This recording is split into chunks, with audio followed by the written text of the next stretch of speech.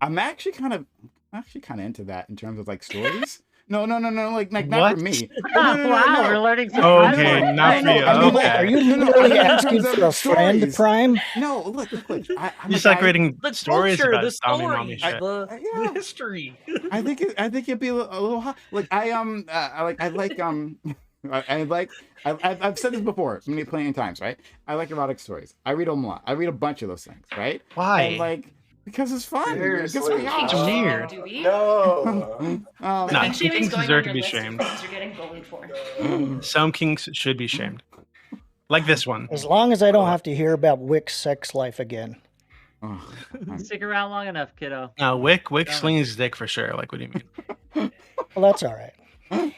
But honestly, if I walked up to somebody and then they said they wanted me to beat them up, I would tell everybody they were asking for it. They were asking for it. Asking for it. Yeah, like I got their consent. You know, I beat them up. Just make a comment about what they're dressed like, and you'll get away with it for sure. Oh yes, I'll be like, oh, you know, they were wearing a shirt. Come on, who the fuck does that?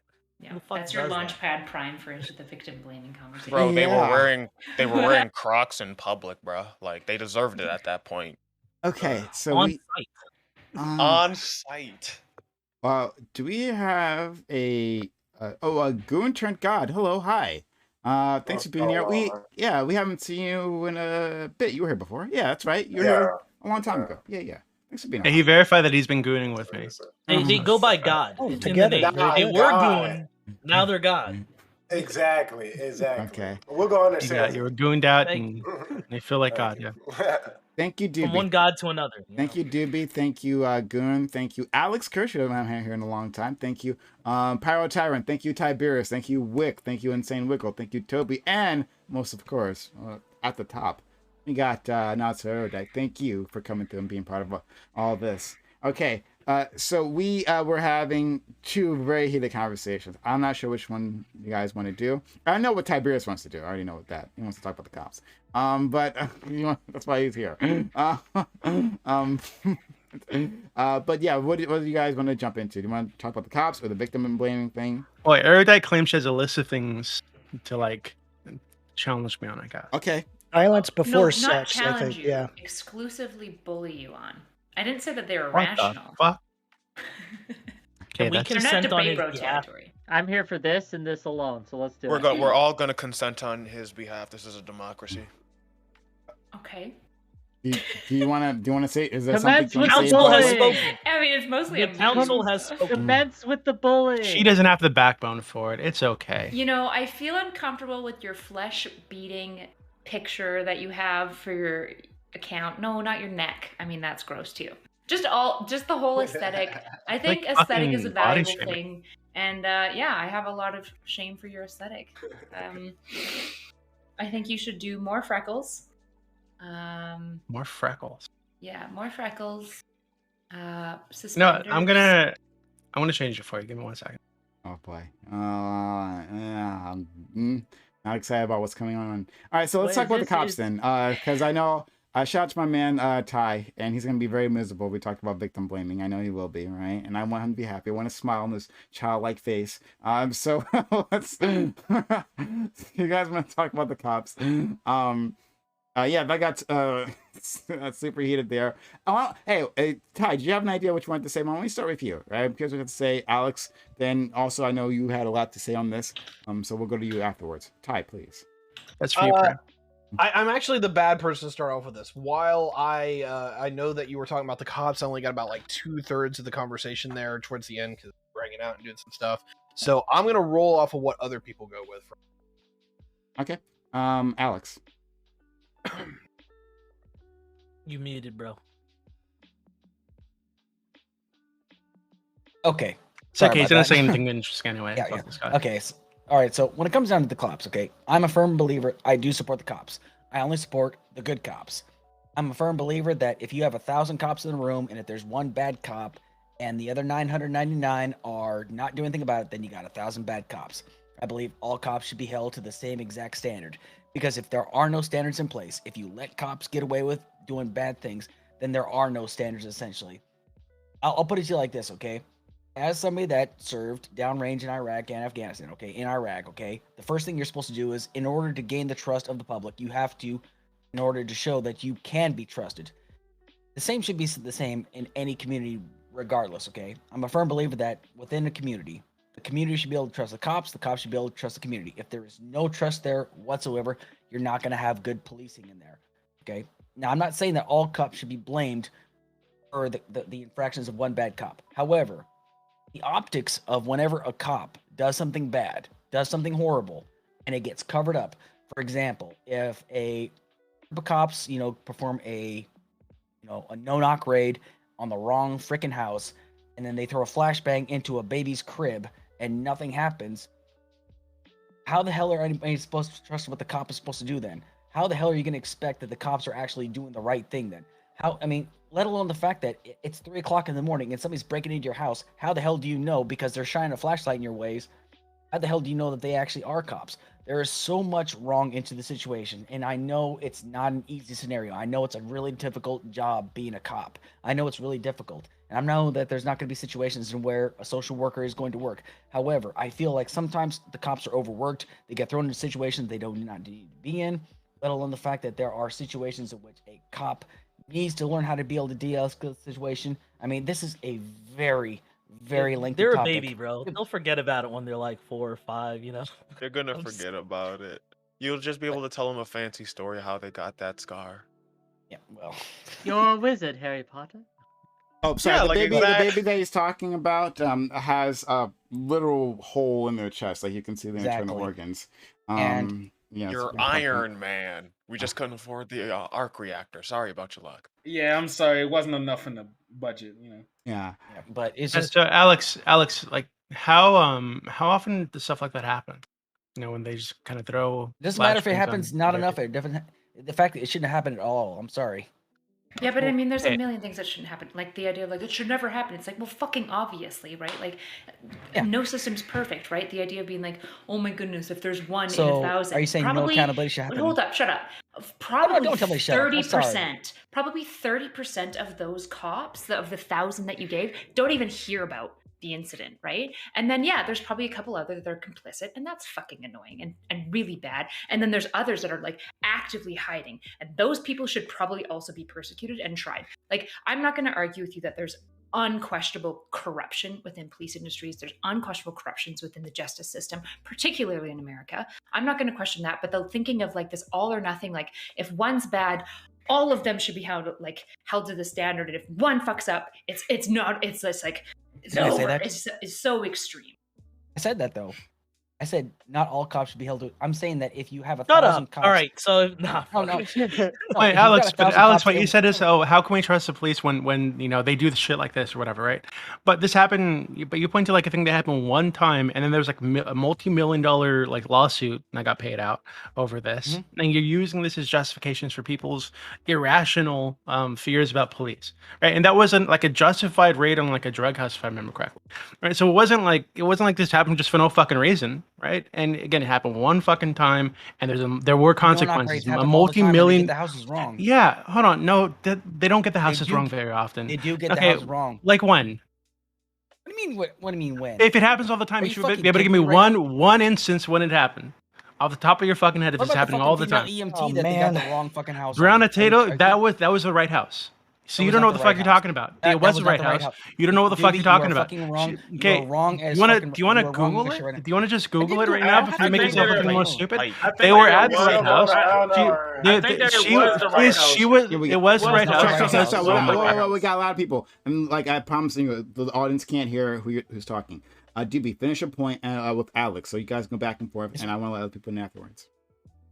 Okay, so it was the right house. The reason it was the right house and the reason they had this warrant on her house was because they had recorded phone calls between her and her ex-boyfriend where they were talking about her having some shit at her place, right? Some of his money, they thought, right? And they had him receiving mail at that house, packages and shit, both before and after he was in prison, right? So they knew that she was still affiliated with this guy in some way. So they were going there. That's why they were searching her house. Right, and it was a no-knock raid, by the way, but they did knock, according to at least one person who was awake standing in the hallway and saw the police there the entire time.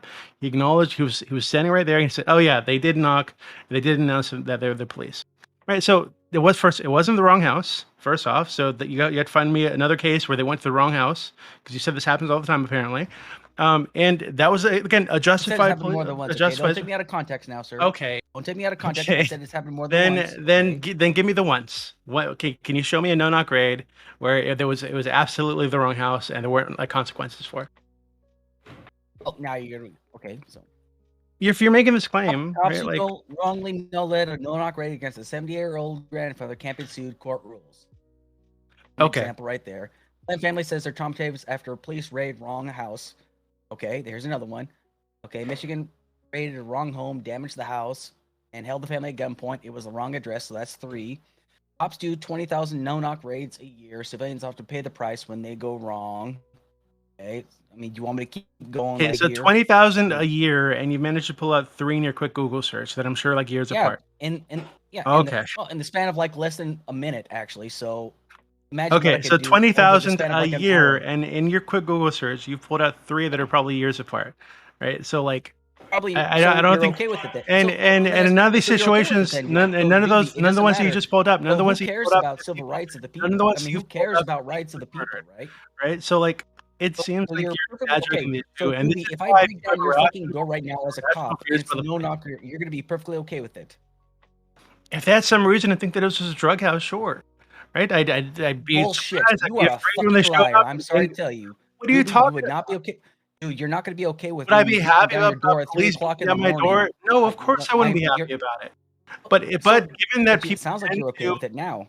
It sounds like you're okay with it now. Given that the reason they do no-knock raids is because they don't want people to damage evidence or get rid of evidence or to pull out guns and fire at them. So it sounds like you're okay with this happening. It seems like it's better for everybody if they do the no-knock raid. Oh, so it's okay if people break down your except for that 70-year-old man, right? He wasn't. We can do better than this. So we can do better. So 20,000 a year. No, Doobie. Here's the reason why I'm against the idea of no-knock warrants is because, for example, if somebody just like in a no-knock raid, right? If somebody breaks down my door at 3 o'clock in the fucking morning, I'm not gonna know who the fuck it is. They could be anybody, okay? Because first things first, it's pitch black in my fucking house. I'm not gonna know who they are. They could say they are police, but for all I know, this could actually, give people the ability to break into anybody's house and say, "Hey, I'm the fucking police." I'm not saying that. I'm just saying that this could happen. But here's the reason why this is a fucking problem. I would much rather police actually do their fucking jobs, do their due diligence, ensure that they actually make sure they have the right house instead of just breaking into the wrong fucking house. Wouldn't you rather have a system like that? Like they just go around breaking into houses. Bill, would you put that? Would you put that onus on? Would you put that onus on the police or the judge? I'm sorry. Come on. Of course, this is everyone so would be okay with that. Like this everyone. is so reductive. Like these systems are really complex. Like call centers are complex, right? It's possible that the police just got the wrong number sent to them by the call center. It's possible that the caller stated the wrong number. Like all these things we're talking about, we're being like so reductive by being like, well, wouldn't it be better if police didn't do that? Of course it would be better, right? But the problem is that we're trying to like take a slow moving ship, and you're basically saying, I mean, if it's not perfect, but and like throwing your hands in the air, and it's like, no, what we want to do is reduce harm as much as possible. Wiggle, even if you look at those, Wiggle, finish your point, then we'll go to Wick, and then Spirit Toby. Even if you look at those kind of systems, right? Like you want to see who the onus is on. So like the cop is going to do whatever they want if they're able to get their job done, and so they're going to request whatever they can, even if they don't need a no-knock warrant. Why wouldn't they? Why wouldn't they if it makes their job easier? They're privy to what the judge. So like, shouldn't there be onus on the judges? If the judges in America are just allowing cops to get warrants whenever they need because, well, they can rely on the cops just getting away with what they have to. Their cops have a level of protection, what have you. Why isn't the onus on like the judges in these instances? It's the judge that's supposed to make sure that that warrant is okay.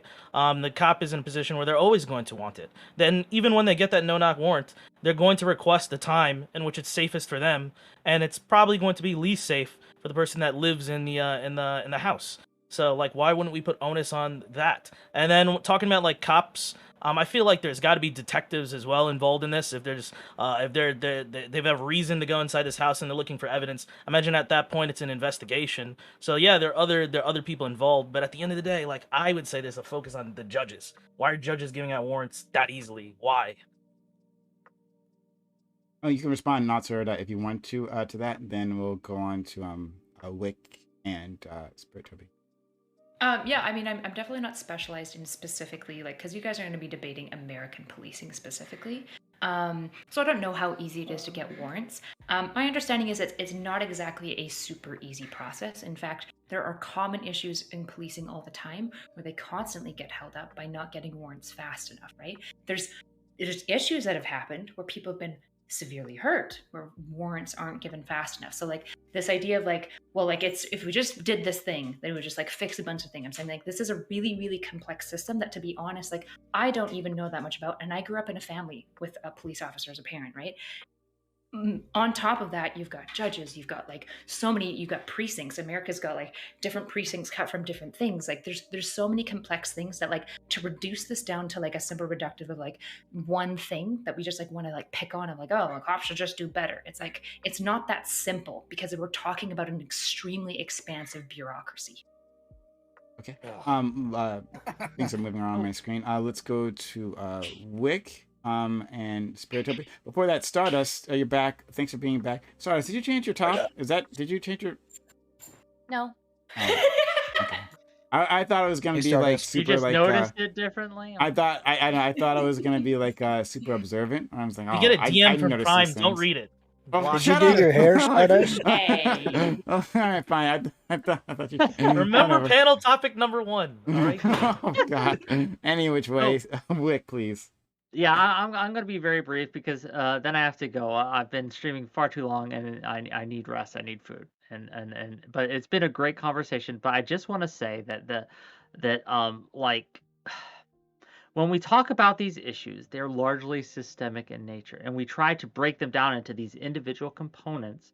When we don't realize there are going to be unintended consequences from changing these things. And we have to be wary that when we try to help a situation, when we try to fix a problem, that we don't end up creating unintentionally even worse problems down the road. Like again, a call back to the closed panel when they talked about removing charges for resisting arrest. That has a potential to cause problems that removing that would only exacerbate the violence. And obviously, it might not, but we have to keep that in mind when we make these changes. The second point I make before I go is that Erudite has started reading the Gulag Archipelago, and I was reading it with her today, and it was just amazing to see what actual police states look like. So I do not want us to get it twisted. There are problems with the American judicial system. There's problems with American policing forces. But there are far worse actors out there, and we have to keep in mind that it could be so much worse. That's not to say we shouldn't fix it now. It's just we need to keep these things in perspective. That's my take. That's my time. Thank you, Prime. Bye-bye. Is that supposed to rhyme? Anyway, we got Spirit Toby. Yeah. So I want to get to like one of the root problems here, because one of the things, and then I'm going to shift to the police, is one of the things I know the black mothers are telling their black kids that if you get pulled over by a cop, you better fucking move slow, you better stay alive, you better be cool and stuff like that. I don't, white people don't get that stay talk. alive. Yes, she says that every time. Like, hey, you make sure you stay alive out there. Right, I know that, and I want to compare that to what the pressure a cop goes through when they're out there in the force and they have to be on the they have to be in the spotlight, right? And if their partner has to have their back, they have to stay alive. If their partner moves and does some stupid shit, they have to move and follow them to stay alive. And that's what we're really dealing with, that level of intensity, because they're in action at that moment. And if we want to shift that, we have to be able to match that intensity to de-escalate them in that moment, because that's what you have to do in that type of training to be able to move them to do that. So it's not just their life on the line, but they have to stay with each other because they're doing so much too. So both, lives are on the line all across the board. Well, actually, I want to see if Stardust had anything to say. If you want to add anything, and then I want to yell at Doobie about something. Go ahead, Stardust. I don't have anything to say at this moment in time. Okay, all right, back to silencing women. Doobie, Doobie, you had previously said, or at least we had been talking about deterrence, in terms of having the charges of resisting arrest, right? Were you for that? I want to make sure I have your position correct before I say anything. Yeah, I think you should be charged for resisting arrest, of course. Okay, great. So instead of why can't we also have more deterrence for cops, right? That if you engage in this unnecessary level of violence, that not only will you be fired, you'll be charged, be prosecuted, and you'll be held to account. Wouldn't cops also respond to that as well, if that were actually the case? Right, but that already happens. Cops already get charged with for using excessive force. They go to jail. They lose their jobs. Except that it never happened. It's that almost it never does happens. happen. It happens all the happens. time. What never happens? And then the cities have to pay hundreds of millions of dollars a year for this kind of shit. That's different. No, that's different. That part's different. The city being sued, yes, they do get sued, but cops themselves don't get held in account. The cops themselves don't actually have to pay for that, right? The taxpayers have to pay for that, but not the cops. I think you might agree that that's a problem, right? Okay, if it were happening, it'd be a problem, and I'm sure we could find individual cases where something that us looking at the video or whatever would say, oh, that wasn't fair. The cop should have been charged, or whatever the fuck, and the cop isn't charged. I can probably think of one right now. Tamir Rice. I don't think those cops were charged, right? And I think they definitely should have been. But so we can find one-off cases, but I think that if we're talking about the rule is if you're a cop and you fuck up, you're gonna get charged. You're gonna get you're gonna get sued. You're gonna get put in jail. You're gonna lose your job. Or right? So I think that you're So I think when you talk about this stuff, you exaggerate again how much of a problem this is, and I don't know of a way that we can verify your claims about how big this problem is are true. Well, I think one step that a lot of other countries have are independent authorities to investigate police complaints. This is going to vary from one area to another, but there's still a lot of places in the United States that don't have or have incredibly small or not sort of well enough funded authorities that independently investigate complaints made about police. A lot of times in the United States, when you file a complaint about the police, you're going to be going to the same police department, which is bad for a very obvious reason. So firewalling off the process by which those complaints are reviewed, I think, is a great step forward to sort of get a more accurate picture of what's going on with police conduct. I'm looking for those stats right now. Sorry. Our own government's so all over the place with this. I think the NYPD was the individuals are investigated, and they gave a slap on the wrist to Bill de Blasio several years ago, and then they came after the other individuals, and they got charged.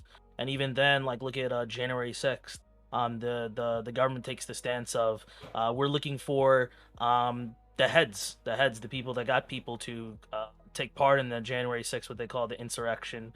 And I think there's a little over 300 people that were arrested and have charges against them. Everybody else is in a different situation. It seems like the government, even at the highest level, picks and decides.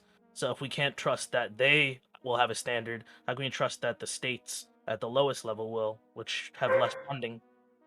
Well, I think it's important to recognize that having a standard is not necessarily a binary. There are different levels to what that standard is, and then how much discretion we give, be they to prosecutors or police. And if we want to talk about that discretion we give them, I think it's important to acknowledge that a big reason why we have this much discretion is because you just can't write a law for every scenario. This is why we have juries and judges, is because there has to be some sort of human malleability on this. I actually think that cases where we go very hard on standards, things like mandatory minimums, those usually actually backfire in really negative ways. I think that it's the case that if we are worried about a systemic issue where judges or people that are very important in our criminal justice system are being biased in a certain way, the goal should not be to try and limit their power, but to try and address those biases. If judges are being systemically light on like right-wingers or black people or on white people or whatever the group is, then that is a bias that I think we should be trying to address rather than trying to set up some fairyland where it's like, okay, how can we make the criminal justice system work, assuming that like we can't trust any judges. This is true. You got it. Like you see the disappointment I would have. Like I'm in New York, and there was a huge vilification, a national movement against my governor. And what charges has he faced? Just as soon as his position is he's removed from his position, things are different, and he's living a different life. But he doesn't have to face those charges. He doesn't have to face any of the charges. But there was a whole nationwide movement against him. There was a two-party movement, bipartisan effort to remove this person. Beyond that, like even in New York City, I'm not from New York City. I'm from Long Island, but even in New York City, our mayor right now used to be former police. And Eric Adams, the mayor of New York City, one of the things that he did was he appointed Deputy Mayor Philip Banks, who was investigated by like the federal government and the internal affairs in New York City. And what did he do? His first action after he was made deputy mayor of public safety was fire the IA individual that investigated him prior. Like these are the actions. These are the brazen actions. That is a great point, and I would agree. I think that's why we should have a firewalled, separate sort of body that is responsible for investigating police conduct. But I guess specifically to those examples, I agree those are bad examples. When we're talking about a system, there are always going to be bad cases. It's easy to see the cases where we're not prosecuting hard enough in our current system. It's a lot harder to see the cases that we aren't prosecuting too hard in a hypothetical system that doesn't exist. I think that's something we should try and remain cognizant of. So I 100% agree with you on those instances, but I don't know what the solution to move forward is, where there aren't always going to be, in a country of 300 million. You're saying like there's these anecdotes that are harsh, but to not focus on them, but to focus on the more likely scenarios. I guess what I would advocate for is trying to improve the system in a way where we can systemically cut down on these cases while acknowledging that there's still going to be ones that crop up here and there. No matter how hard we try, but to never stop fighting. Let's go to Erudite and then Alex. And I do have some numbers for you, Doobie, but not all the ones that I want. But I do have something to work with. Erudite. Sure, yeah. When it comes to like judges and stuff, there's a really interesting study that looks at AI learning in judgment, and it compares AI learned machines making basically bailing and just decisions around criminal sentencing versus judges. And it did a really good job of pretty strongly proving some systemic biases, not within all judges, but specific judges. When they have a bias, it's pretty extreme, and their numbers strongly reflect that. And AI machines and judgment can actually vastly reduce that. You can actually train the AI systems to make sure that you are like focusing on recidivism rates, ensuring that the people who are getting the longest terms are the highest likely to recidivate, and therefore we're keeping them in jail longer to reduce number of victims over time, stuff like that. The issue is that most people are actually pretty resistant to the idea of judgment being left in the hands of like what they would call like a robot. But it's a really interesting area in forensic psychology that I think has a lot of promise. Alex? So the most interesting thing is like I tend to watch Last Week Tonight with John Oliver, and he actually did a segment about prosecutors. Now, the most interesting thing about it is that a lot of cases that actually are meant to go to trial don't actually go to trial, because before that process ever actually takes place, the prosecutors and the defense attorney, even if it's a public defender, they actually reach a plea agreement and take it to the defendant, the person that's been accused of crime. And here's the unfortunate part about it, is that people tend to take a plea deal for a crime they never committed because they are told, right? They are told that if they take this plea deal of like 1 to 2 years, because if they go to trial, there is so much overwhelming evidence, they will actually be sentenced to like 20 years to life in prison. And obviously, you're going to want to take the 1 to 2 year prison sentence. That way you can get home a lot faster. This is a problem that happens all over the country. And the reason why that is because in this episode, they actually talked about is like, if you were actually able to take every single case across the country and prosecute them one at a time to ensure that they all go to trial, the system would completely fall apart and the system would completely fracture. Now, that right there is very telling about how screwed up our system is. fact that you would actually be willing to prosecute people for a crime they never committed. It says, here, take this plea deal so that way you get home a lot faster. That just tells you how screwed up the system is, actually. Well, to be fair, if they're pleading guilty, then they're admitting. Now, here's what I'll say when it comes to this whole like criminal justice system, as many people have seemed to have reiterated time and time again. The criminal justice system is incredibly complex, and to put a broad stroke on these plea deals, generally I am against plea deals for that exact reason, that it just seems that you have that issue that could come up with people who are possibly innocent that do get thrown into this mix. But it's also a huge benefit to those who are actually guilty. If you're caught, let's say it's I don't know, talking to y'all's earlier example of like assault on a peace officer, right, or something like that. It's gonna be kind of hard to get out of that charge. And honestly, if they end up getting that charge, it's not necessarily that you're necessarily, yes, you are innocent until proven guilty in a court of law.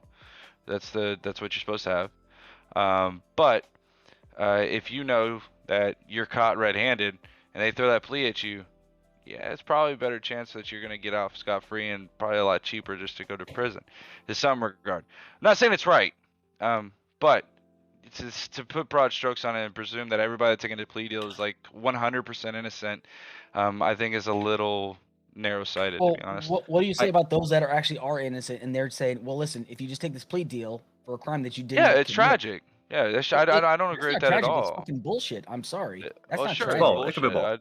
It's complete bullshit, and that happens more often than we tend to actually focus on in this country.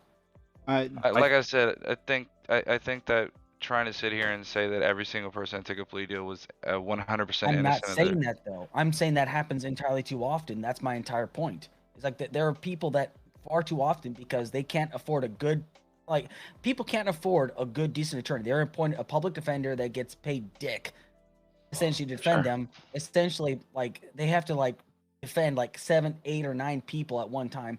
And yet these guys are expected to be able to provide a good defense for them. And then the prosecution says, hey, listen, I've got all this overwhelming evidence, trumped up charges, because, I mean, we can all agree that people get sent to prison for crimes they did not commit, and then they get let out later, and then they basically get nothing out of it. I mean, this is the reason why it's so important for us to focus on these things. Like, you should not be taking plea deals if you did not commit the crime.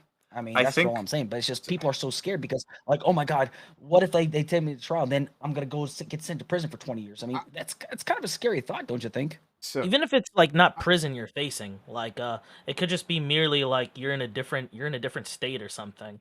Like, why would you want to go back to that court? So it might be easier to just pay something off. I wanted to give these numbers to Doobie. Are you still there, Doobie? Yeah. Okay. Right. So police officers are prosecuted for murder, and I'll put this article in the thing, the VC chat. Police officers are prosecuted for murder in less than 2% of fatal shootings. Since 2005, this is from the this data is from the police crime database, policecrime.bgsu.edu, but I'm reading it from an article. Since 2005. 139 police officers have been arrested for murder or manslaughter due to an on-duty shooting, according to the data from that database. This amounts to fewer than 9 prosecutions a year. About 1,000 fatal police shootings are reported each year in the U.S., so the arrest rate is around 1%, never higher than 2%. Of those 139 officers, just 44 were convicted, with 42 cases still pending. So I believe that's about a third. Many of those convictions come on lesser charges. There's 7 officers of the 139 have been convicted of murder and police shootings since 2005. And remember, 1,000 of them per year. Just 7. With their prison sentences ranging from 81 months to life. The remaining 37 were convicted on charges ranging from manslaughter to official misconduct, in some cases serving no prison time. So like I said, it's extremely rare. It's extremely rare. They murder us, right? 1,000 per year. They murder us, and then they don't go to jail. They're rarely prosecuted in the first place, right? Under 2% to even get charged and then taken to court. And then from there to actually be convicted, it's extremely rare. So Derek Chauvin isn't the rule; he is the exception.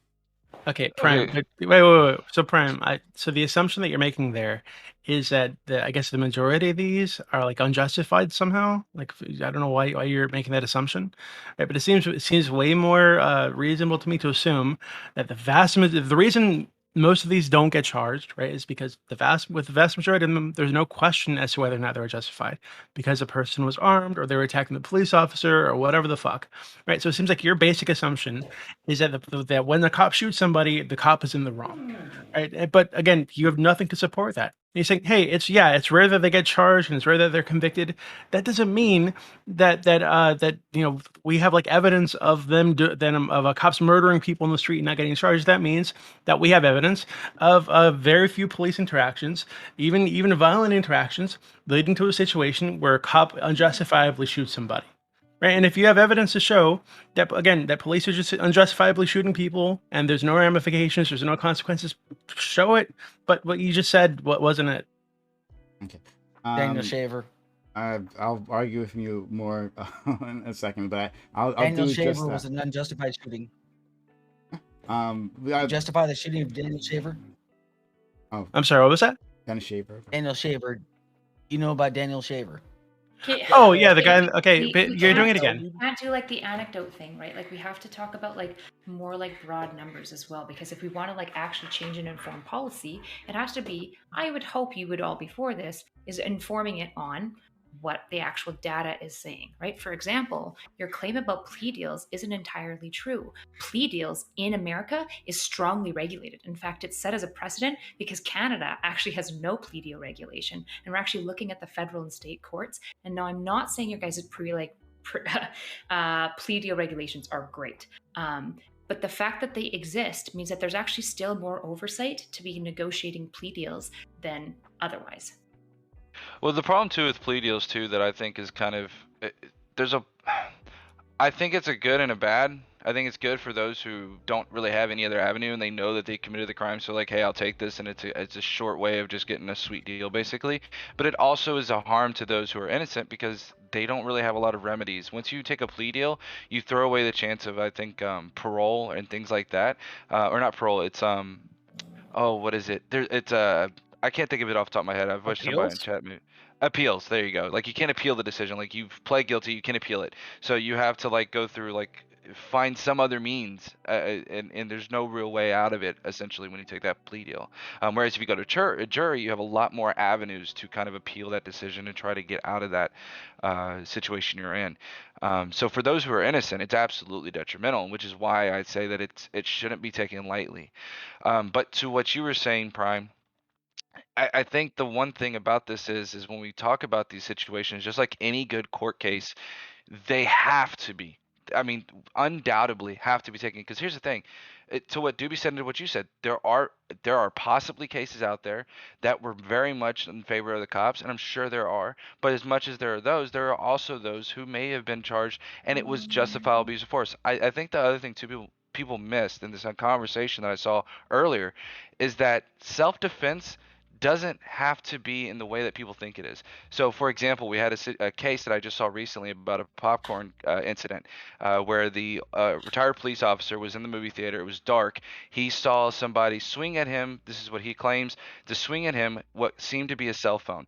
The retired officer then shot. He had actually just now been found not guilty. The reason is because self-defense usually has to be reasonable. And what it means is not what you think it means. It means that you have to have some kind of reasonable belief that you're going to be in great bodily harm.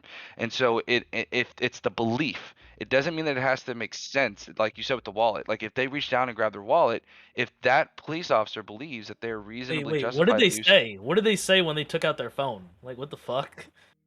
No. So that case there was a lot of like people saying that they saw this, the wife saw this or that or whatever. To me, all I'm hearing is some guy took his phone out or like in a movie theater okay, and they got shot, and it was justified. He interrupted the movie. I mean, can you really blame him? Okay, so the TLDR of that is that basically Depends on the movie. The guy that had the cell phone was on his phone in the movie theater. The old man said, "Hey, can you put your phone away?" And the guy basically said, "Fuck you." He went to go get a manager, came back, and then the guy supposedly got up in the old man's face, and they're saying, the prosecutor's saying that he just flicked popcorn, and the defense is saying no, he threw a cell phone at him, and it was a big debacle. But it came back not guilty. And this is the exact reason why I say with police Okay. shootings, we have to take it case by case by case by case, because we have to understand the cop's framework of mind. And I think, what is my dog going nuts? What is the Oh, dog she wants her doing? ball. Anyways, distracted me. But yeah, that's the reason why I say when we go into these cases, we have to look at them case by case by case. I'll Let's be go right back. to Flow Trace, then Stardust, and Mogwai. Do you have something you want to say afterwards? Yeah, I would love to chime in specifically I'll put you on. Yeah. Okay, Flow Trace, Stardust, Mogwai, please. Thank you. I just wanted to say, in regards to the problem with plea deals, I think that fundamentally the reason why a lot of people, and myself included, are very uncomfortable with plea deals is because it feels like you are effectively being punished for mounting a enshrined legal right.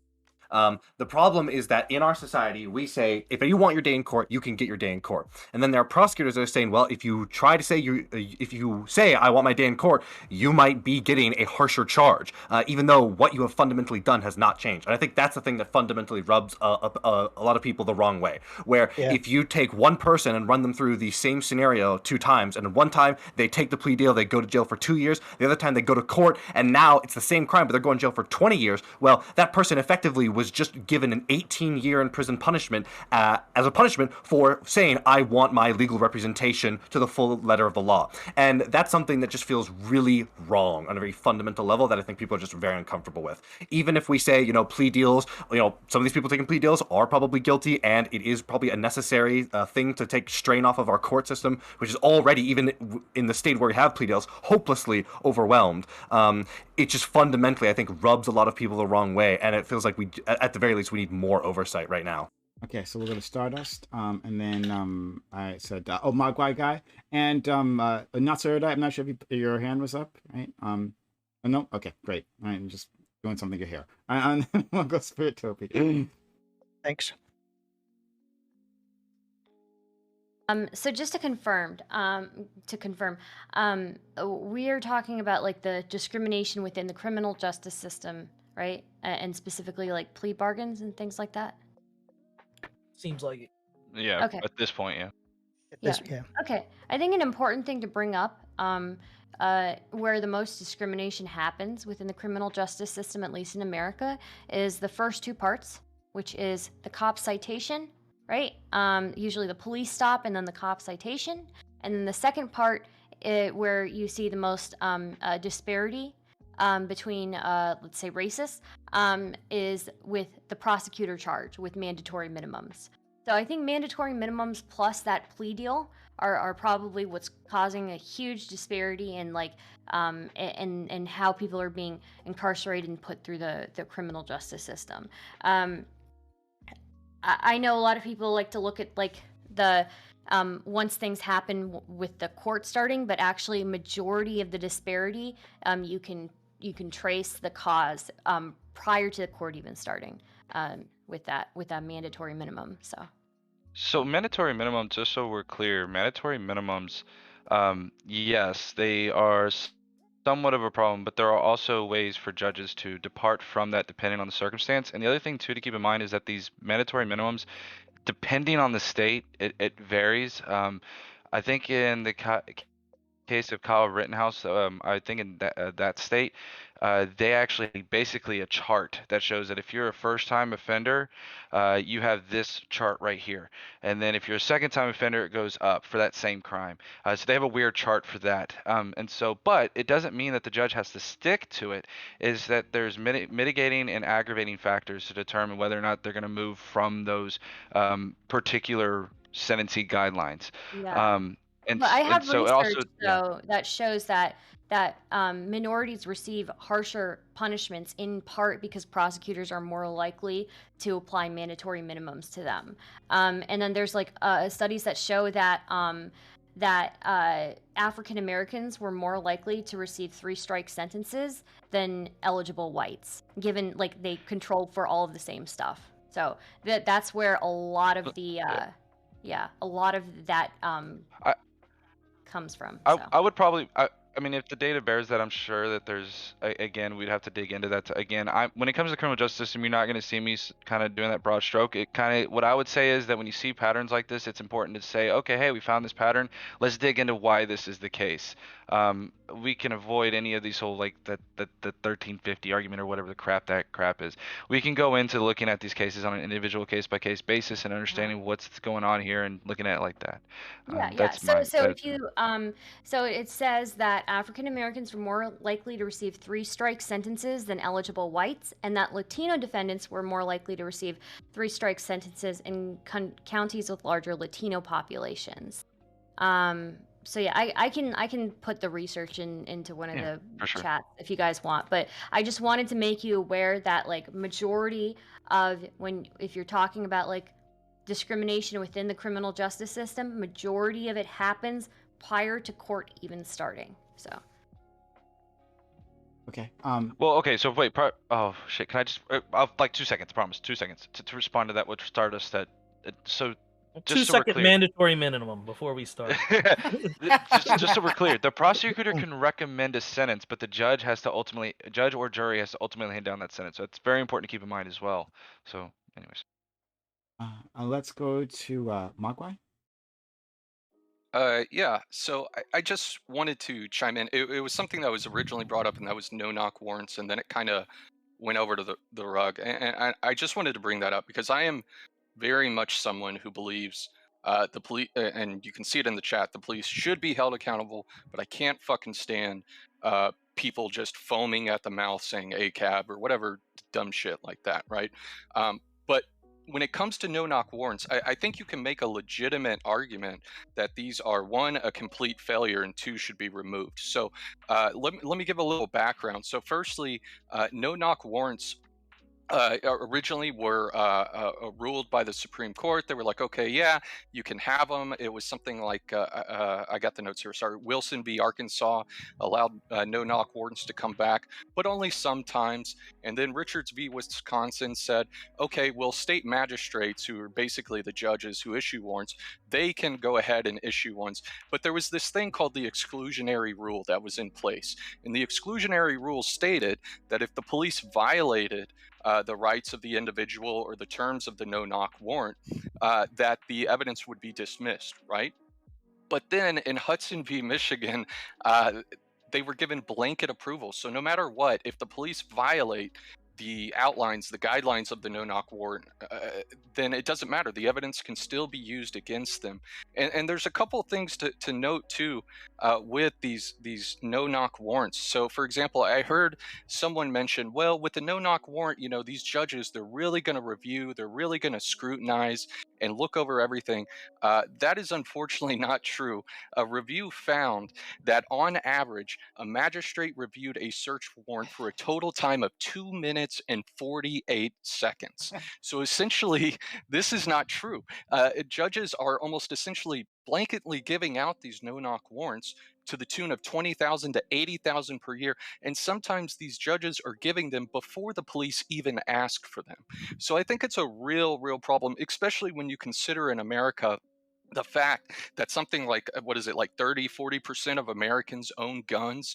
You have castle doctrine in states that tells a citizen that they have the right to use lethal force to defend themselves. And then with these no-knock warrants, which are typically done in pre-dawn raids, you have someone shocked, surprised, all of a sudden the police are at their door. Of course they're going to shoot, and it happens. And that's a big problem, because the justification originally for no-knock warrants was under the Nixon administration, and it was basically to fight the drug war. But I'm sorry, taking the time to real quickly bang on someone's door, police open up, is not going to make them destroy evidence. And then this idea that another justification people use for no-knock warrants is the safety of the police. There have been 105 deaths since 2015, 13 of those cops. So what you have here is this situation, this terrible situation, where you're denying people rights. You're saying, hey, you don't have to follow the guidelines of the no-knock warrants, and you can just blatantly violate someone's civil rights, even though they're supposed to be presumed innocent, despite these no-knock warrants. You have judges issuing them in like 2 minutes, and then you have the police going and executing, and all sorts of fucked up shit can happen. There's harm to the police, there's harm to the citizens. It's just a really, really terrible system that should only be preserved for murder investigations and hostage situations. Instead, what we see is, oh, hey, that guy, we think maybe he's dealing drugs because some snitch said something. So let's just go ahead and send in the police at 5 a.m. in the middle of the dark and just burst through the doors and just, whatever happens. We'll still charge them no matter what. And the So war on in terms drugs. of And that, the war on we drugs. can look at like here in Houston, we have a great example of this. The Harding Street raid, where they busted into the wrong house, for I think it was a no-knock warrant, and the family, I believe, is suing. Yeah, there's they filed a lawsuit. So the family of them filed a lawsuit. I don't know if it was on the. I think it was on the police officers. Some in their personal capacity, some in their as some for the city, I think. So there is some accountability, and actually the officers. One of them is Dennis Tuttle. Or no, not Dennis Tuttle. Dennis Tuttle was the one who got killed. One of the police officers who was like the sergeant or something like that is facing some serious charges for the botched raid. Not saying this is the rule by any means. This is one example, anecdotal, but sure. These do take place and we're seeing it more so now than ever, that when these incidents do go botched, there are lawsuits. I want to say that I think even the Breonna Taylor family filed a lawsuit. You In, know, those are one, I harsher. believe. Those are harsher like situations, right? These botched, it feels like the larger deterrent is just the judge's trust. It's just that exactly. Versus the instance of because if you were a competent police officer and then you were asking for this no-knock warrant, you're more likely to get it. You're somebody that knows how to write what is it, the affidavit or something. You're more likely to go through this process knowing exactly what to do in order to get that warrant. And why is it assumed that you're going to shoot somebody, you're going to get into an altercation that you're not able to handle, etc., and there's going to be a situation that arises in which there will be a victim that will sue you back? It feels like the larger fear is that when you botch this in a smaller fashion, now the judge is going to watch all your warrants. The judge is going to look at you and be like, oh, I'm getting this request from these specific officers. It's going to take longer for me to go through this because I have to read it. I don't trust them anymore. And it feels like that's more of like the deterrent. But they should be reading it, right? Exactly. Mean, instead, based They on should. in fact, I think it said that most of the no-knock warrants were reviewed in a minute or less. I mean, we're not cooking McDonald's hamburgers here. We got people's lives on the line. Exactly. It's streamlined in such a negative fashion in which who even knows if the cops are fully writing these things out? For all we know, it's just it's the same with our laws where they have templates. And then there's filling out templates, giving out these templates, and then the judge already has read so many of these templates before that they're just looking for 2 or 3 things, and then they ask for an assurance. They say, listen, I'm not going to do this, I'm not going to do that. Is that in here? And then the cop says, yeah, that's not in here. They work off communication, and then they issue the warrants without even reading. So would you guys be open to an AI You would system think we're that would not cooking streamline burgers this? here, but we are More absolutely so cooking than burgers in this system. Yeah, hell yeah, bring the AI. You'd be open to the AI solution? Okay. I love Not an AI. AI Not at all. Because Okay. we want to program the AI system. Yeah, what? human. Who would program the AI system would be my issue. Well, I mean, you could vet to make sure that the machine learning and data that's fed to it isn't also racially prejudicial. even trust but- that with social Like, media. You could, but the system is, if the system's broken, then the stuff fed into the AI is going to be broken too. I mean, that's not true. Self-driving- That's not true. That's not Myself- true. Oh, no, You not can't trust Cerodite. Oh my God, hold on. Not Cerodite. Respond to that. Okay, there's an extensive 70-page study. I'm sure nobody wants me to send it to them, but I can. Do that it. goes over that goes over machine learning in the judicial system. This system, by the researchers who are broadly computer scientists with a couple of forensic psychologists, worked really hard. If you think that forensic psychologists are dominantly, strongly biased against ethnic minorities, you're wrong. No, that's not what I said. No, I know that's not what you specifically said, but I want to make it clear that the people designing these systems tend to lean left and they tend to be extremely aware of systemic issues. This That's AI not what system, I said either. I'm not directing you at you, Spiritobi in any way, actually. I'm talking to the broader audience. What we did see is that they were able to reduce the amount Not of shaming. No, just fuck with you. what we did see is that Yeah, there was thanks. a lot less of Black individuals incarcerated. Sentencing was streamlined so that incarceration rates were similar, and length of thing, like you can program for all of this. I mean, it's a 70-page article that just basically streamlined what do we want to predict for, what biases do we want to see reduced, how do we want to like basically efficientize this system, right? And so to say like, well, humans create it, so it's going to be just as fucking busted. It's like right now we have No. fucking judges making basically heuristical clinical judgments, and it's garbage. I think it's a very simple principle. Or sorry, go ahead.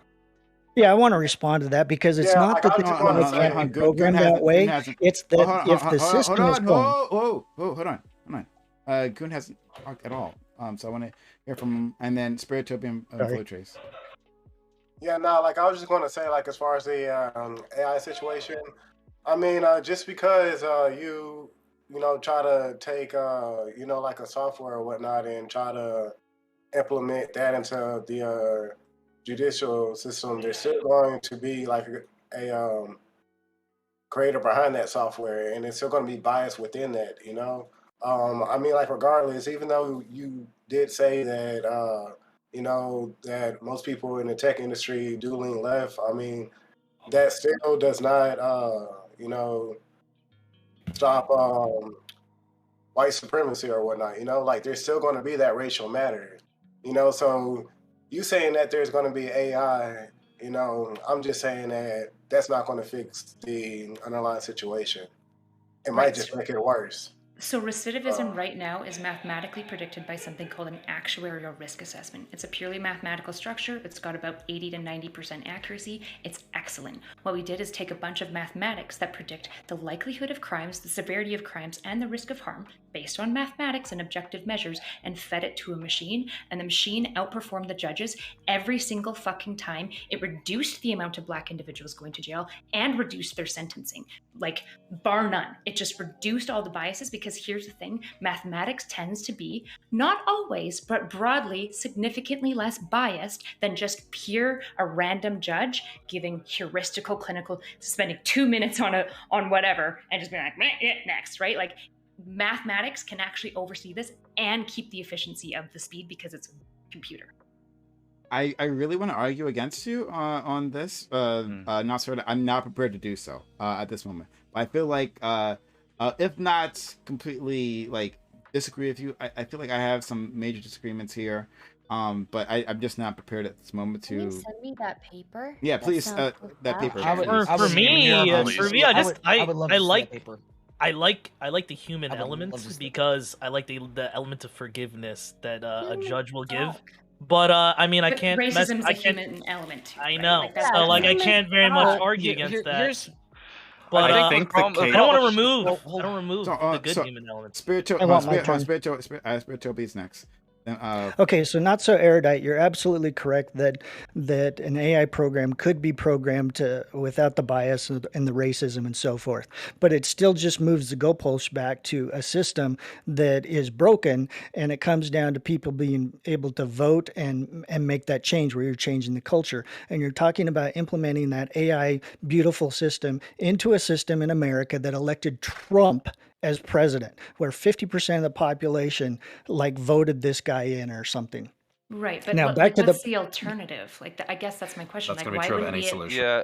Why wouldn't we at least pick something that seems to be a little bit better, and then Because we could do it can't be safeguards around it? implemented. You got to focus on what you're saying is a solution, but if it can't be implemented, and we ran into this Saturday night as well too, then it just sits on the shelf and goes nowhere. But wouldn't this like be- one wouldn't this be way, just state-based? one way. Hold on, just a sec.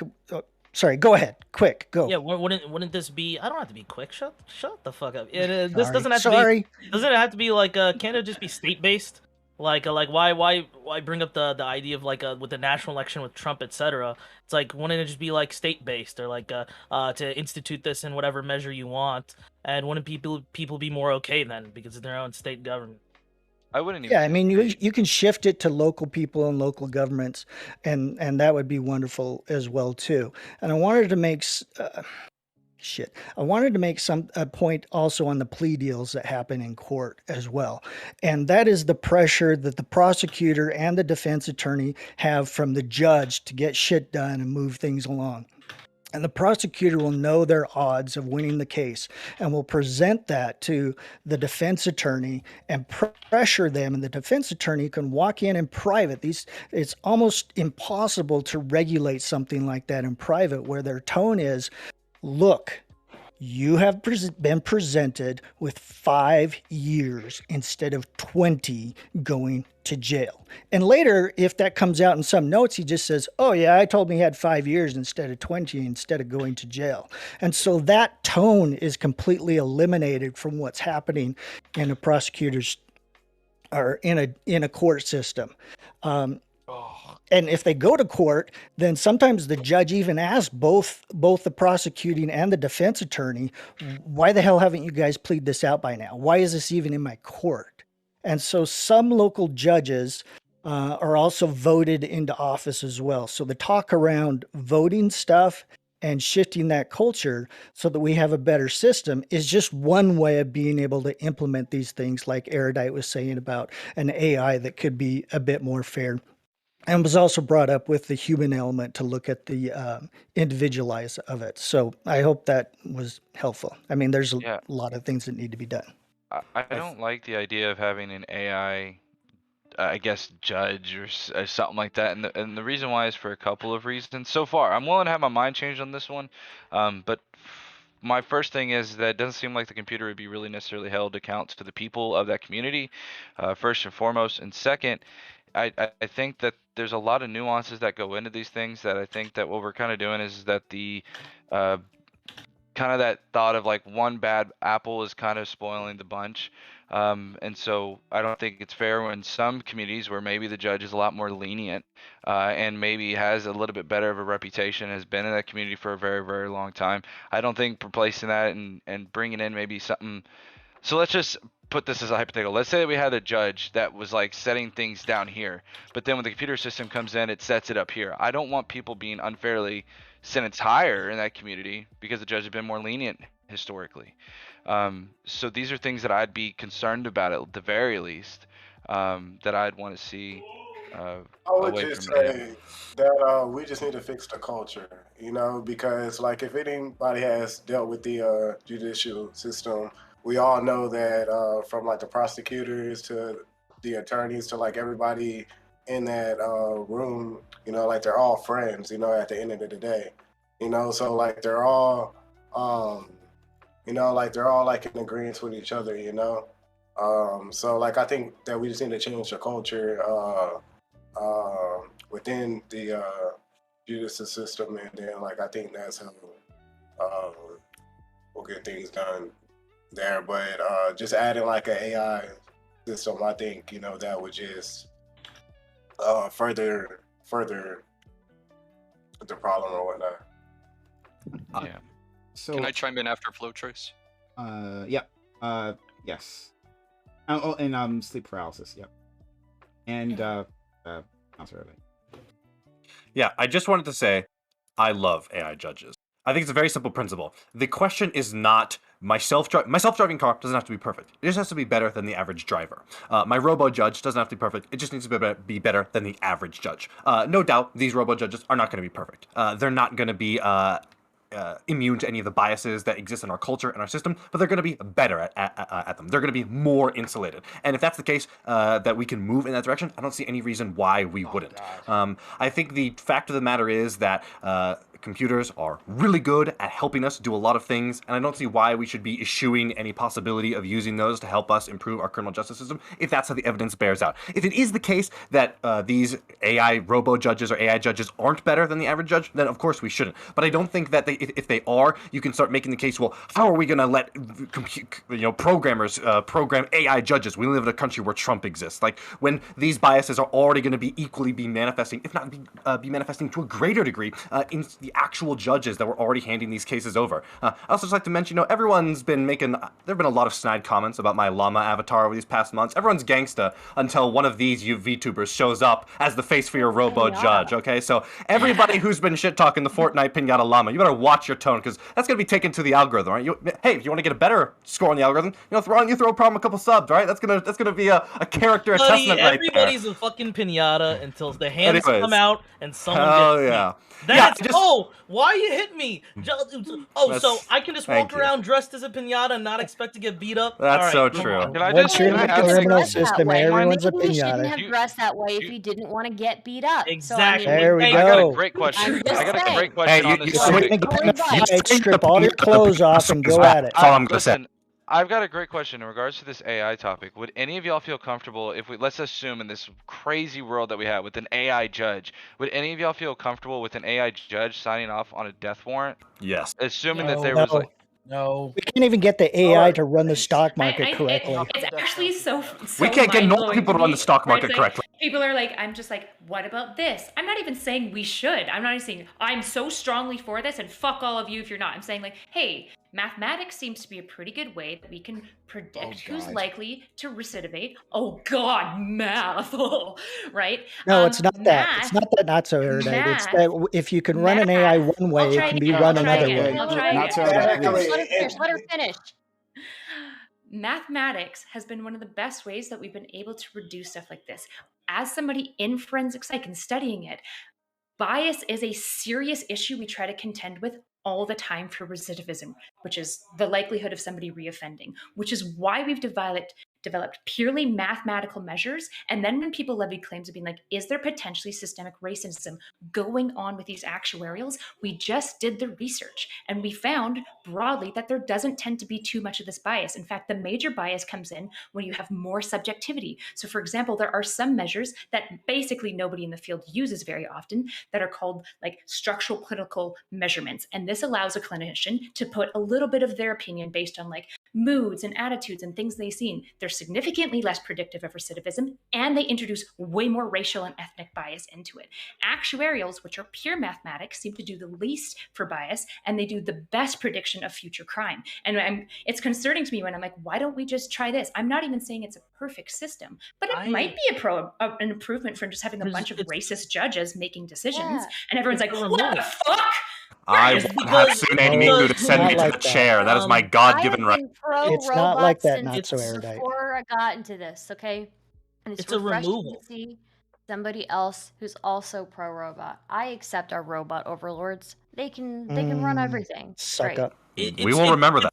It's because it's like a removal. Like I'm completely okay with like the idea of like these AI systems if there's still like a human at the end that could be more forgiving. Like if you said that the highest limits of a sentence can be determined by like this AI, but then you could put a human in charge of it that could reduce the sentences even further, I'd be privy to listen. I wouldn't say 100% I would accept it, but it would be something that I'd want. I'd want that like human element of forgiveness. And you're right, racism is also a human element.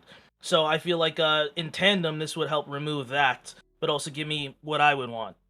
Okay, let's go to Mogwai guy. He's been waiting. And then a sleep paralysis and not sure if you have nothing to say because you were in line. And then Alex and Doghouse. I think I got everything. Yeah, so this is to Erudite. I do have some questions. So first off, I'm not flaying you or anything for proposing this. I am open to it, especially because the idea of eliminating bias, I think, is the goal here. But I do have some questions, and maybe you know and maybe you don't. But first, and it was kind of touched upon, but would a judge, an actual judge, review the decision made by the AI to ensure its accuracy, or would the decision be solely left to the AI? Does the study talk about any prescriptions in that manner? I believe it does, but I wouldn't want to quote it and be incorrect because I can't remember what it specifically said. I do remember it touching on that topic. By no means do I want to sell AI as a panacea for all of our problems. I'm just saying we've got a really fucked up system and we need to do something. And it seems like human intervention purely has been leading to just more harm. And so I'm curious to see how AI could dramatically improve this. I think there was, I would just look at the study. I think that it goes into like judge oversight.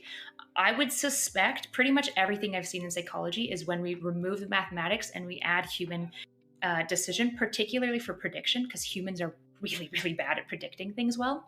It seems like the efficacy and the predictive accuracy decreases. Okay, so one more question. So with this proposed AI solution, right?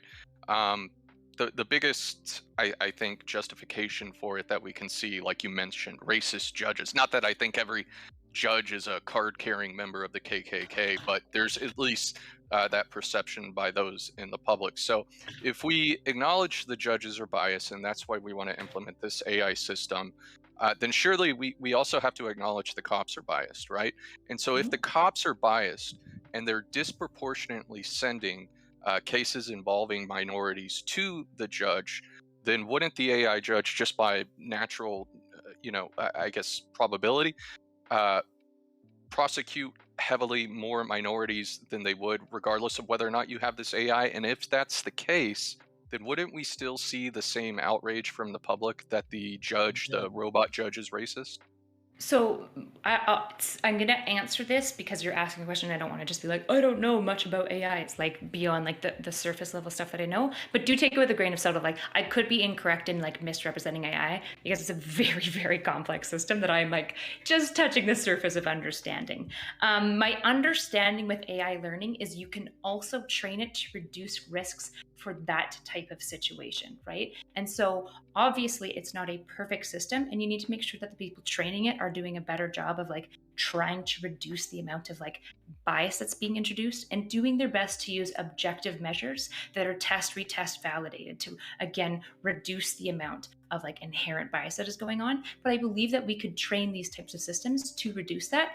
But like I said, somebody who's like an AI expert might come on and be like, yeah, that's not where we're at with AI, which is fair. It doesn't mean we'll never be there. But I would like to see a system that is more mathematical when it comes to these types of charges and stuff like that. When it comes to RoboCops, I mean, the arguments just make themselves, ladies and gentlemen. Have you seen the movie? I mean, if you thought shooting a rapist in the dick was awesome, just wait until we've got RoboCops that are shooting racists. I guess, more seriously, yes,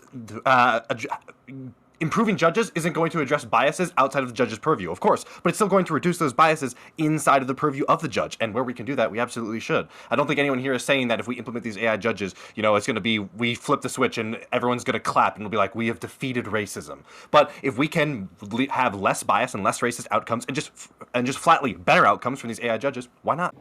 So let's go to Alex has been waiting, and we also have sleep paralysis and Doghouse, so and then Wiggle. Go to the end of that. Thank you. So here's the funny thing about everybody talking about like, oh, we need to go to AI. AI can't even get social fucking media right. I mean, that stuff will actually cancel people on a simple trigger word. So you actually are going to create an entire system of like, what's it called, the justice system of artificial intelligence. Let's get one thing straight. When it comes down to artificial intelligence, right? It's unfeeling. Okay. When it comes down to like a data program, it's not going to go based upon feeling. It's going to go based upon like data. Now, for example, you're going to tell me that like an artificial intelligence is going to be like, well, we can actually create a system that actually makes it more fair. People can manipulate that system as well. Like, for example, data like within our artificial intelligence will actually determine whether, okay, so we've got this demographic of people commit the most amount of crime, so therefore this person must be guilty. You've got no way of predicting actually whether if the AI is actually going to be such that the AI is blind to their Are you going to let me finish, or are you just going to keep interrupting me? I'm sorry. I mean, I don't think you actually understand AI very well. Is kind of my concern. So you can keep going. Right. Not so I got but that you part understand correct. AI. Okay, cool. You just said you don't understand AI. Cool. I mean, I I at do least understand. caveat it There are with being levels. like, I have a rudimentary understanding, and so take everything I say with a grain of salt. You're making like really intense claims about like social media, Do AI, you think that definitely people AI is picking at the buzzwords. point to do what you're saying? Do I think? I'm not sure. There's some definitely as far as like From my understanding, it's Can far I from just that answer you point. fully? I've just got a little bit more. As far as recidivism specifically, so likelihood, like bail decisions, it seems to do a pretty good job. As far as like potentially who we're trying and the charges we're giving them, I would probably want to see a little bit more data before we started implementing it. And I'd want to talk to AI. I mean, if I was personally choosing to implement it, I'd be talking to a lot more AI specialists. Alex, you want to respond, and then we go to sleeper house. I can talk now. Okay, just want to make sure. Just want to make sure it was cool. But the fact of the matter is that that's my entire point, though, is because like with AI, because when it comes down to social media, it goes by algorithms, and algorithms actually look for people and like look for keywords actually to ban people off of social media platforms. And it's over the simplest things, like the simplest terms. People are actually banned off of social media, and this is the kind of stuff we want to implement in our into our justice system. That's completely. Right. It sounds a little bit, But you're it just sounds- presuming the I AI just would make see this decisions. shit's going fully. so bad because we already have problems in politics. Just imagine. Well, we do, but what I'm saying is like this could what just go so bad. Like what I'm saying is like we can actually make the system better by having exactly one system and holding people to those standards. Okay, like here's what I'm saying right here. We could actually make better systems. We can make better standards and actually enforcing those standards. Like for example, if you've got a prosecutor that's actually prosecuting people unfairly, you could actually hold that person to the same standard and actually prosecute them if they actually are prosecuting people unfairly. You can't prosecute it. What are you gonna do? Prosecute an AI? What are you gonna do? Shut the AI program down? With humans, Reboot. What's that? Turn it off and on again. Easy. It doesn't work like that. I'm sorry. It's not gonna work like that. I'm sorry. But I it's mean, it's what like are you why gonna can't it do? just be why is the problem so much like the data and such? Like why can't you have just a national Well, registry? so You I'll tell remove you- you allow the federal government to be the ones that get all the data, and if you want to utilize the AI for your state, That's assuming that the federal government is not gonna like manipulate the data as well. if you don't trust the federal government with that, I- then the problem would be with the federal government. You know. Well, we got to go to once Yeah. Alex is done, we got to go to sleeper houses. I'm waiting. Hey, you just move on because people keep interrupting me anyway. So No. go for Finish it. your point. No, finish your Oh, point. no. Go for it. Move on. It's okay. No, Sleeper house. no, He gave you finish, consent. Alex. He gave No, you consent. go ahead. Isn't that what you guys ask keep for all going, the Keep time? going. So Keep going. It's okay. when it comes to AI, it does exactly what you design it to do. So it all comes down to how it's designed and what the goals are of what the AI that's designed. So if you're designing it to reduce racism, it would absolutely could be a very effective tool, assuming we have a large enough pool of data to achieve this. And it's something that you can run simulations to see how the AI would decide, and you can compare it to how the judges are before you would ever actually implement it. And you could run it on small scales first, and you could also use it to run small scale tests where you could have people, for instance, in a small subset of cases, it will try giving a smaller sentence for this crime than it was before, and it can actually watch what that does to the data and how it affects the results, and you can do those little spot tests, and we could over time improve things much faster. AI is like such a powerful tool for so many things. It'd be crazy to not use it. And So y'all would really trust the hold on. government to come out with an AI system to regulate the judicial system? You think the government would be the ones to Y'all create are this? insane. Y'all I mean, are you're insane to think the government Hold would on. create it. Hold Y'all on. are crazy. Yeah, you'd have to eliminate racism before you could implement the AI to run Crazy, it. bro. But here's the Insane, bro. problem that y'all don't realize too is I feel like we keep going. I think this is really fascinating to me just to kind of see how many people are kind of like super hyper focused on the sentencing, which is great because I think AI to some degree might be good on that end. But people don't understand like there's like 99 other steps that get before you get to the sentencing, and I think those gray areas is where AI is going to struggle the hardest if we had to. I can't believe I'm talking about this because we're 2,000 years away from this shit. But the thing is when we look at this thing with AI and being in a court system.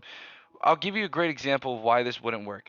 We're looking at a case right now in believe it's Minnesota or something, where the parents are being charged for Ethan Crumbly, the Crumbleys. They're being charged. This is an unprecedented case. You're having a bunch of different case law being thrown at the judge. So when you're looking at the entire process of how a court process goes through, you have to look at it that the judge has to make a lot of decisions where both arguments are good, but the judge has to make that decision based on previous precedent, previous case law, things like that. And I don't see there's a way to make it to where a judge is able to do that. The other thing you have to keep in mind too is that a lot of people, when they do appeals, can win on appeals based on prior judges' decisions. If judges are found to be like, I know this sounds kind of weird, like why would we be in favor of judges having like an affair? But for example, if the judge has an affair with a prosecutor, the people who were like gotten sentenced by these judges get actually set off. Now, granted, we wouldn't want the person in the jail to begin with, but what I'm getting at is there's like 99 steps before this. We're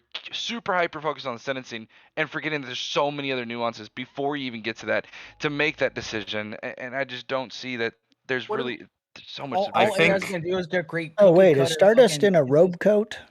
Hell yeah. It's a mink. No, it's a blanket. It's a blanket. But anyway, all AI is gonna do is just do like cookie cutter, like sleep. I'm sorry, but you know, like it seems like you're saying that the systems could be more efficient, but all I can see is like the AI is like, okay, this person's coming in here for armed robbery. Well, guess what? They get 15 to 20 years. Nice claim. Where's the warrant? So why do you keep interrupting people? That's what I'm looking at. You You got another idea, not so erudite? Yeah, I want to introduce you guys to something called, when we're talking about maybe computers, I'd like to introduce you guys to something called a calculator. So I'm going to do a competition where you're going to do long division and I'm going to use a calculator and we're going to see who's faster and more correct more of the time. And then we're going to talk about whether or not calculators can be really trusted with our most important mathematical procedures. Like calculators can't cook dinner. I'm sorry. That You is are so right. so Can we get a show of hands? Wait, How many people on this panel remember how to even do long division? Wait, Not so erudite is correct. I just don't want to be sorry. bored. Okay, but this is super important. Okay. She's bringing up like an objective point. She's bringing up an objective, like right, like saying, okay, what's 2 plus 2, and like do long division. Like, okay, but here's the thing: can the calculator tell me which one is quicker directly? Can it tell me directly which one is quicker? Can it tell me which is the better way of handling this? It doesn't have all those subjectivities. It has a very objective measure of 2 plus 2 equals 4, or you can do long division on paper. Can I read? Yes, I want to know if the calculator can tell if that number answer is racist or not. Humanity. What's this thing with sorry. erudite was saying? Can I read you guys a sentence from this article that would more directly elucidate what we're talking about? As long as it's you and a robot.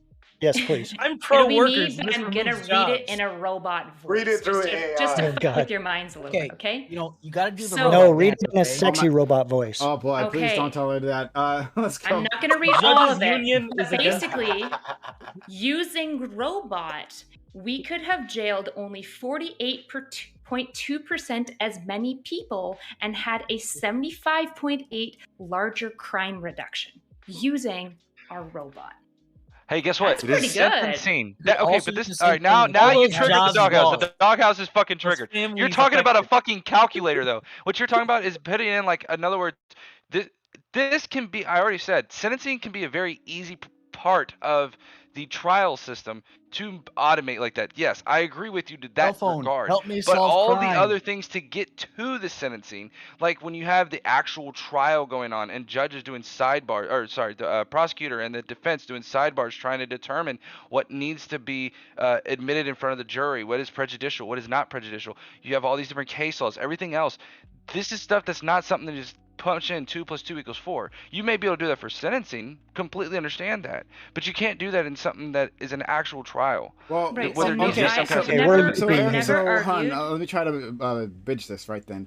Erudite, you haven't said that this AI system should replace judges like altogether or period, right? You're just like talking about the system in which way, right? So I'm just trying to improve the system. So That's all. so what if then, because we have like guidelines, that's supposed to guide judges for sentencing. If this is just a sentencing AI, it's a sentencing tool, then okay, the judge goes through everything, right? Goes through the trial as normal. Then after that, you input the data however it does. And I'm sure you can find some sophisticated ways of inputting evidence from a trial into a system. and then it gives out the sentencing, right? That's all. She's like, so the trial, the person's already even been convicted. Like, if we're talking about just sentencing, then the person's already been convicted, right? Right, and then it depends on what we want the sentencing to do. If we want sentencing to reduce recidivism and basically decrease overall victims because we're not letting people out as quickly, we can train the AI to reduce recidivism. If we want to make a prison system that focuses on rehabilitation, we could potentially be predictive of which individuals need to spend the most time based on risk assessments. Olive Branch. I have a would be sentence I want to for. say. I would be Go counts for. Olive Branch. Kennedy, actually. Olive Branch here.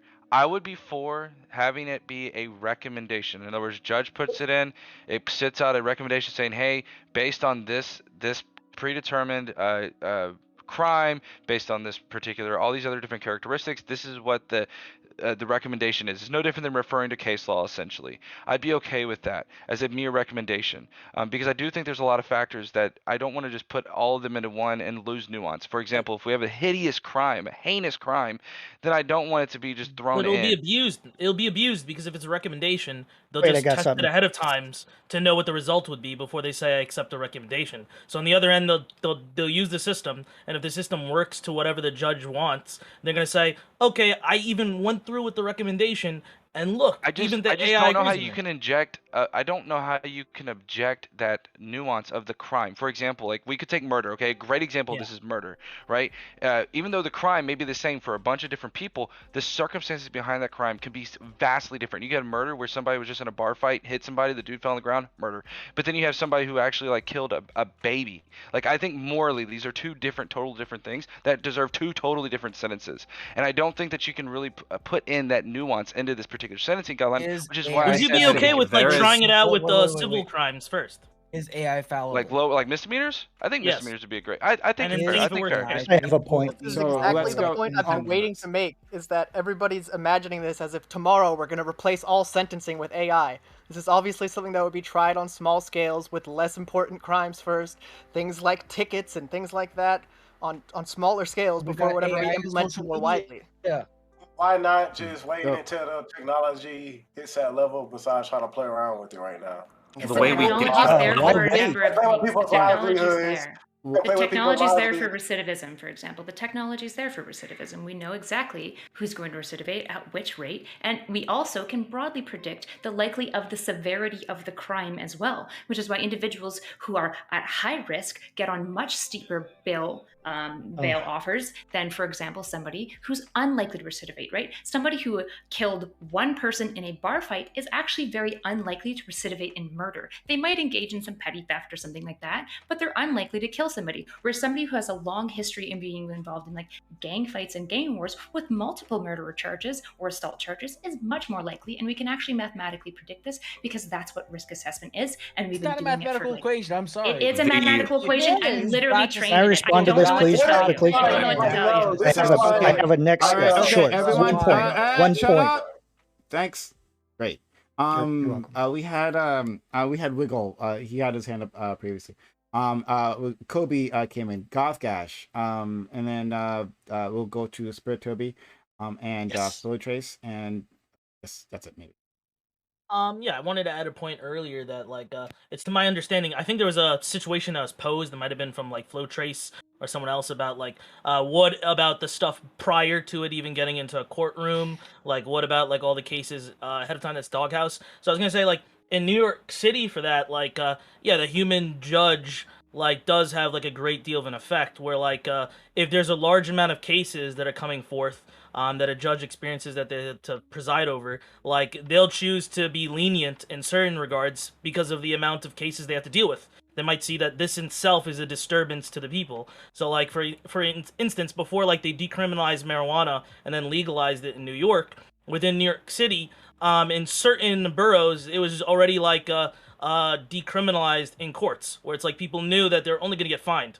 The judges had made a decision that they're not going to go any further because of the amount of tickets that they were getting. And this happens with like open containers, little things all the time. So I think like there's already like a case for judges in that instance. And I think we keep doing a straw man where I thought it was already agreed upon by like erudite in that side that like have a judge, just also have the AI and have the AI be like permanent in the structure. So like, why are we still going with the okay, it's the AI and no judge at all? Okay, my man Kobe. Okay. There are like two foundational ideas to the modern left-wing progressive critique of the American justice system.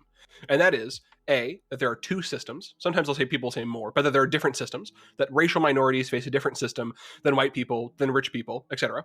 And the second is that laws, we can't just look at the intent behind a law, we can't just look at the writing of a law, and we can't just look at the enforcement of a law. We have to look at all of these things. There are some laws in this country that had no racial animus behind their intention, but they were written in such ways that they ended up having racist outcomes. Or there are laws that have no racist intention, no racist writing, but are enforced in racist ways. Okay? I think that a lot of the critiques here are pointing at that dichotomy, the trinity there. They're saying, well, this isn't going to address this enforcement thing. The AI is going to, if we have cops that are pushing more black people in front of the AI super god, more black people are going to be arrested just because that's how it works. That's a legitimate criticism. But we have to remember, what is the AI trying to solve? In this sense, the AI is not, I know nothing but AI, by the way, just one second. The AI in this sense is not trying to solve enforcement. It's not trying to solve intention. It's not trying to solve writing. It's trying to solve biases in sentencing.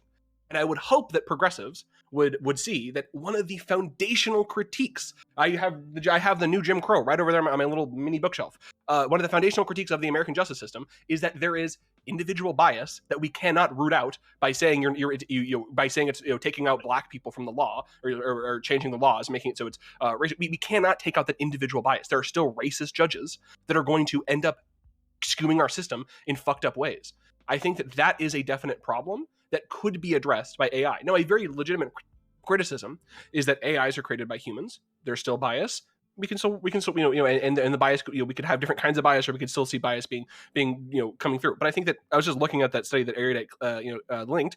If the evidence seems to point in a different direction, that just seems where we should go. I think that if we should focus our critique of AI in the system, I think we can all agree, AI, when it comes to enforcement, that's a risky thing. You're walking down the street and the drone says that you look too much like a person who's going to re-offend and you're taken out, right? We can agree there. But I definitely do think that some level of this, I don't like the idea. Hold on. Do you, here's like a side point. Has anyone seen that tweet that's gone around that says, actually, the credit score was only invented in 1989? Yes. Yeah, a different world is possible. What the fuck do you think happened before that? The guy would just look you up and down and decide if they were going to give you a loan. It was way more up to human discretion. I have a shitty credit score. My life is affected by the fact that I have a shitty credit score. I would much rather have it be a number that is a federally recognized number that the credit companies have to go to than just looking me up and down, seeing I live in a poor neighborhood and instant rejecting me, right? That's basically what I want to say. We should look at pros and cons, right? There are pros and cons to either way, and we should also look at what the thing is trying to solve, right? AI in this case, I don't think it's trying to solve. I already said that point. Anyways, that's all I have to say. Okay. Next, let's go to Goth Cash. I just want to point out that everyone keeps kind of going back to the same points about how they just they want to display over and over again how they don't know how math works. So anecdotes are not trends, and I don't know how to fundamentally explain that. So if you keep bringing up individual things, you need to go look that up and understand how statistics work or trends, because when you start cherry picking individual cases of things out of 300 plus million people, you're not smart, and you need to learn, and that's all for that. Unrelated to that, Erda, you mentioned earlier that researchers were more left-leaning, therefore they had less bias. I'm paraphrasing. That is a bias. Just putting that out there. That's inherently a bias of some sort. So we can't even just gloss over that. Also, you said this would help reduce recidivism. I don't know how that would be true. That doesn't make sense to me. I feel like that wouldn't reduce recidivism. How would that reduce people reoffending? I don't understand that. I don't understand how that would reduce people actually going back to prison or jail. I don't think she said left-leaning means less bias. She did. She said the researchers would be left. No, she didn't. Okay. Well, all right. So her claim was that they're going to be more aware of systematic biases. Doesn't even necessarily mean they're going to be less racist. They could even be more racist. Yeah, right. Also did say they'd be left-leaning. Again, that does introduce a bias of some sort. I'm just saying that is still I a just bias. never claimed that they're less. Some biases are okay. I didn't say that they're unbiased. I just never said that. She just literally pointed out the bias. Actually, she said that they're biased because they're left leaning, right? So I looping. mean, what are you complaining about?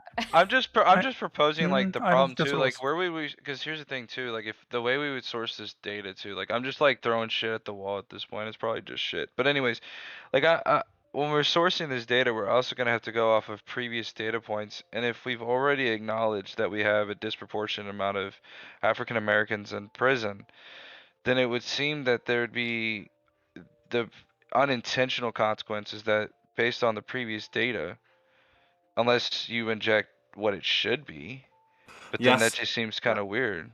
There are absolutely going to be flaws. No one here is saying that these AI sentence systems are going to be perfect or that they're going to immediately solve all of our problems. There is I one expressly said question. Yes. it's not a panacea. I think I Exactly. Yes. expressly said Yes. Yes. There's only one question. know. I don't care if AI can't run social media or the stock market or anything or what's going on Facebook. I only care about one question. If we implemented this solution that uses AI, would incomes be improved by at least 1% compared to the current system? Now, the only person here who doesn't know what the fuck is up with the actual data is Erudite. Unless if somebody else has some other study they would actually like to point to in terms of what actually happens when these systems are run, I'd love to see that. But I would have two questions. Given that that does seem to be true from what Erudite is saying, and from that study, I have two questions for anyone who isn't on Team RoboGang that you must answer. Okay, I'm taking over. I'm the new AI overlord. Number one, do you think that this AI system the AI would have pinata. better outcomes? Yeah, you should listen to me. I've got better outcomes. No, question number one, do you think that these AI systems would not have better outcomes? If not, what is that data you have? Because I don't want to hear any more anecdotes about Facebook or anything. I want to see some actual studies that were running these. And number two, if you think that these AI systems would have better outcomes, why would we not choose a system that makes the situation better? We're not saying it's going to be perfect. We're not saying it's going to address things outside of sentencing, but it would make it better. Those are my two questions. Give me like university PTSD. Do I get to finish my point? Do I get to finish my point from earlier or no? Sure. Yes. Yeah, Can we you're go back to bringing that? up some good Okay. points. I just don't No, want you to think no, I don't want you to. Okay. Unbiased. No, Erudite, actually, so like my point that I was making towards you is not like totally just to like be rude to you.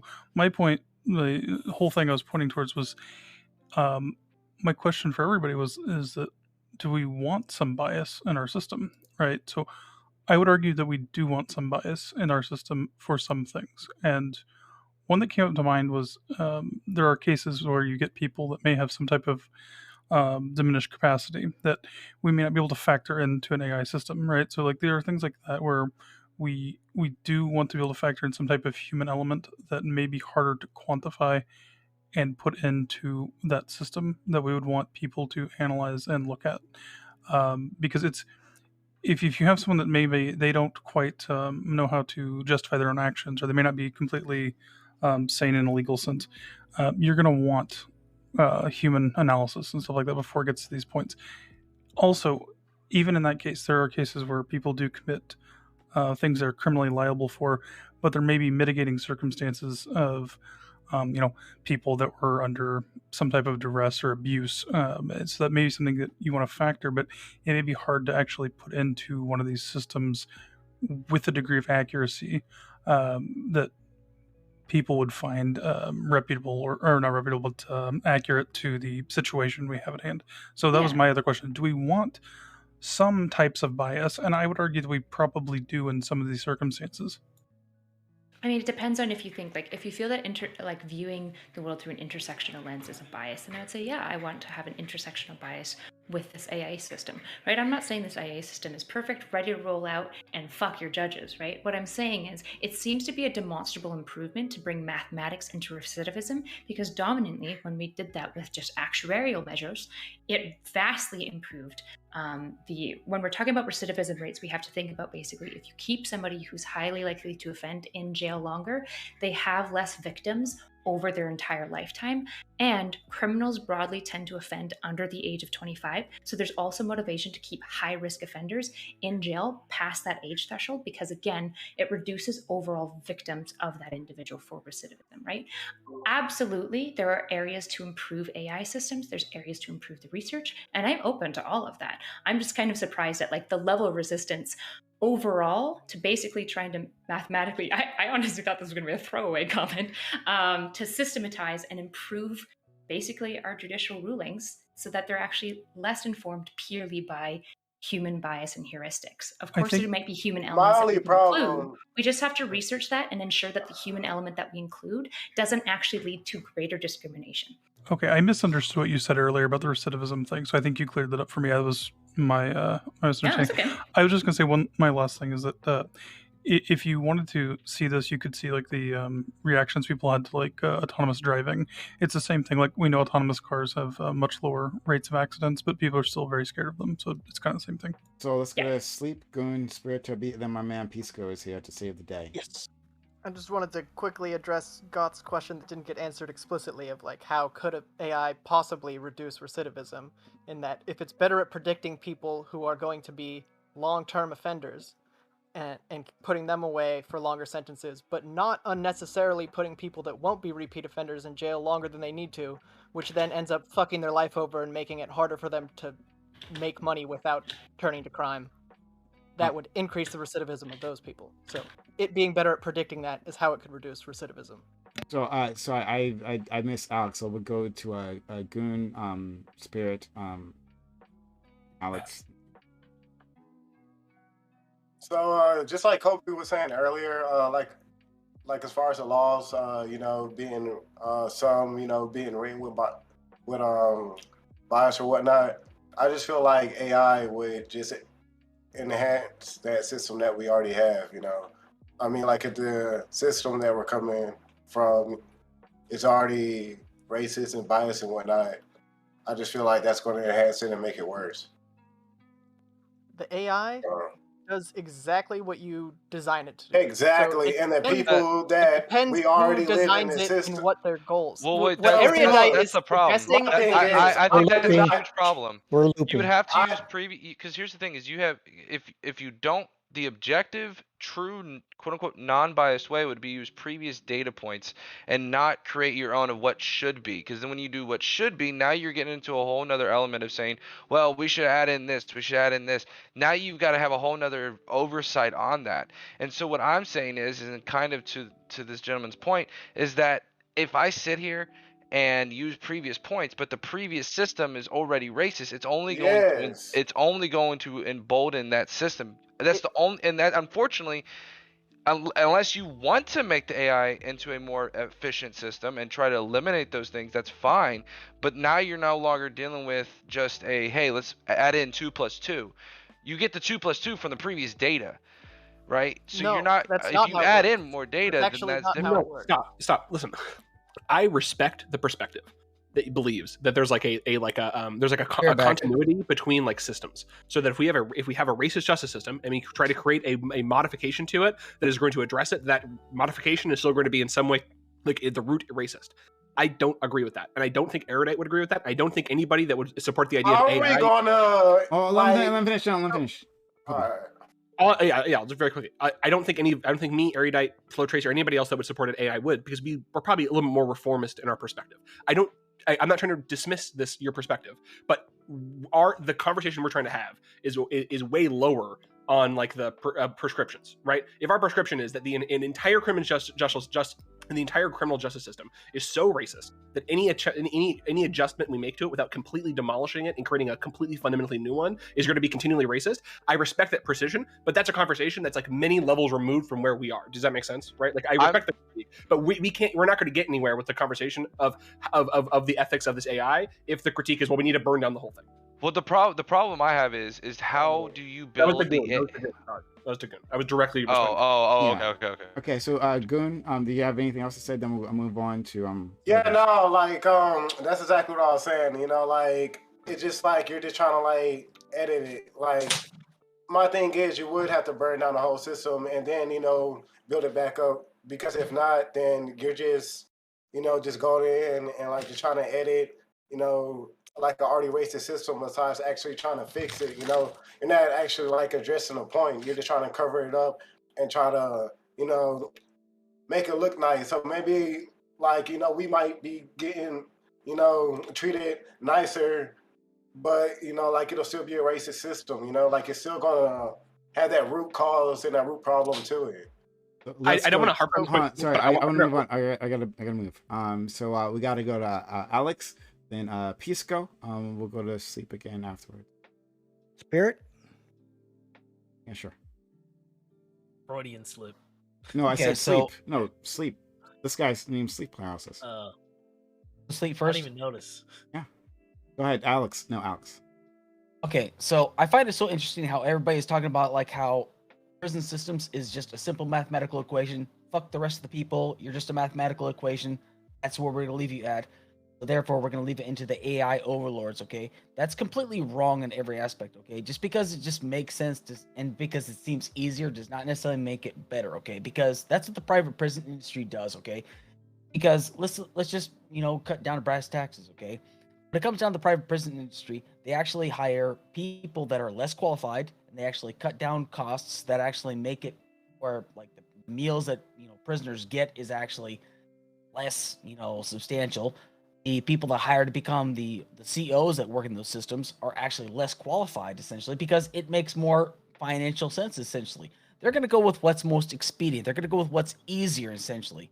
So that's what AI is going to essentially do for you. It's going to make the process a lot easier. So breaking it down to the mathematical equation is basically just like, you know what, fuck you. I'm going to say mathematical equation. Let's just make the process a hell of a lot easier. That's the reason. Like, if you want to make the process easier, you just got to hold everybody to the same exact standard. If somebody's being corrupt, you have to hold that person to an exact standard to make sure they are actually ousted out if they are corrupt people. Can't do that with an AI system. So it's completely disingenuous. And it's also Why can't you? Why can't you? Yeah. What do you mean? What do you mean? Why can't you? Why can't you? Why can't you? What do you mean? Why can't you? You just said Because you it can't has because it hasn't been tested yet. Okay, how are you going to hold an AI system accountable? Through elections and voting. We've got to get somebody to run as You mayor take the on panel this off and the back, test and it. there's a bunch of switches. But and you there, can't move wait, the there are dial. people who can like We'll just set the fucking, like, racism variable to 0.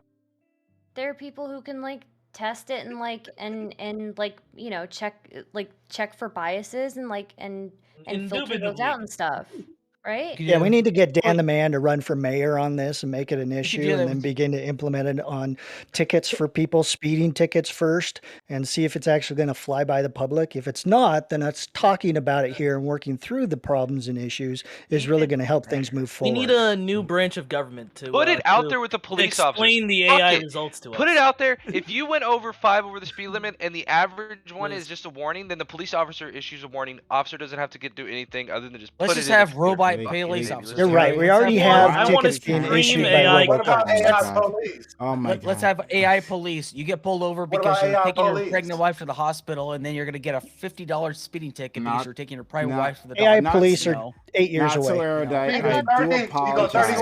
I I apologize to thought you the AI for this was. level of discourse. Are you guys not getting what the AI? The AI does to panelists, eliminate this the is my point, though. discrimination? is AI because- panelists, that was solid. Can I Let's go to my man. AI is just Let's one go to my idea. Let's man. come up with other Let's ideas. go to my man. Let's go. Thanks, Prime. Interesting topic. I think that the question of whether or not AI can be involved in like the judiciary, whether it's state or federal judiciary, it seems like we're just talking about its role in criminal sentencing. Which fine. I can imagine an AI bot that's sophisticated enough that like it takes into consideration literally every possible circumstance, which is what we tell our judges to do, which is like taking all the circumstances and using your discretion and your notions of fundamental fairness come to a decision. Like I suppose that I concede that it's possible you could invent an AI to do that. It just seems like super difficult. How much, let's say some new circumstance emerges that the AI has to deal with. Like we want to consider the fact that you taught T-ball to some kids down the street, and we're going to factor that into your sentencing. Like, how would one go about preparing that AI for new circumstances in a way that's that vindicates the public interest? Let's not forget that judges, as well as being this machine, this black box where sentences come out of, are also policymakers. Their decisions, whether it comes to criminal sentencing or even legitimately like on issues of tort or anything that comes up to them when they're like establishing reasonable person tests. They're supposed to interpret the law, but it's also a policy role. Sometimes that judges are meant to explicitly like mention and reference what's best for society or what quote unquote a reasonable person would do. They're not political in the same way that the political branches are, but they have to use their judgment in really setting policy. And so I think the judge's role is much more difficult and harder to quantify in a way that makes it amenable to AI. Is it like theoretically possible? I suppose it is, but it just seems like super difficult and thorny, especially because people need to feel whether or not it's true that the AI is listening and being plastic to public concerns. People need to feel as though when they're being sentenced or when a judge is coming to a decision that they're being heard. And I fear that if you give AI a center role here, that sort of signaling benefit from the judicial system is going to be lost. People are just going to say, this discretionless machine is totally not listening to my concerns about T-ball or what have you. I encourage anybody to watch a pretrial hearing and then picture a robot at the judge's stand. It'd be the most hilarious thing because part of the trial is also theatrics by some of the prosecutors and the defense attorney, and I would just love to see the theatrics performed in front of a computer, and the computer gives no shits about what you're saying other than just going beep boop beep boop. I don't know. I just try to imagine. I go after paralysis, sleep paralysis. Okay. Let's get to sleep paralysis. Wiggle flow trace. Okay, so first, please stop talking about replacing judges with AI. We're just talking about new sentencing guidelines, essentially. And two, you were asking earlier, Doghouse, how if we're giving it the data that we have now, it wouldn't just end up with the same results. And that's because the way that this AI works, that Erudite is talking about, is it's specifically designed to find better sentencing guidelines that reduce recidivism.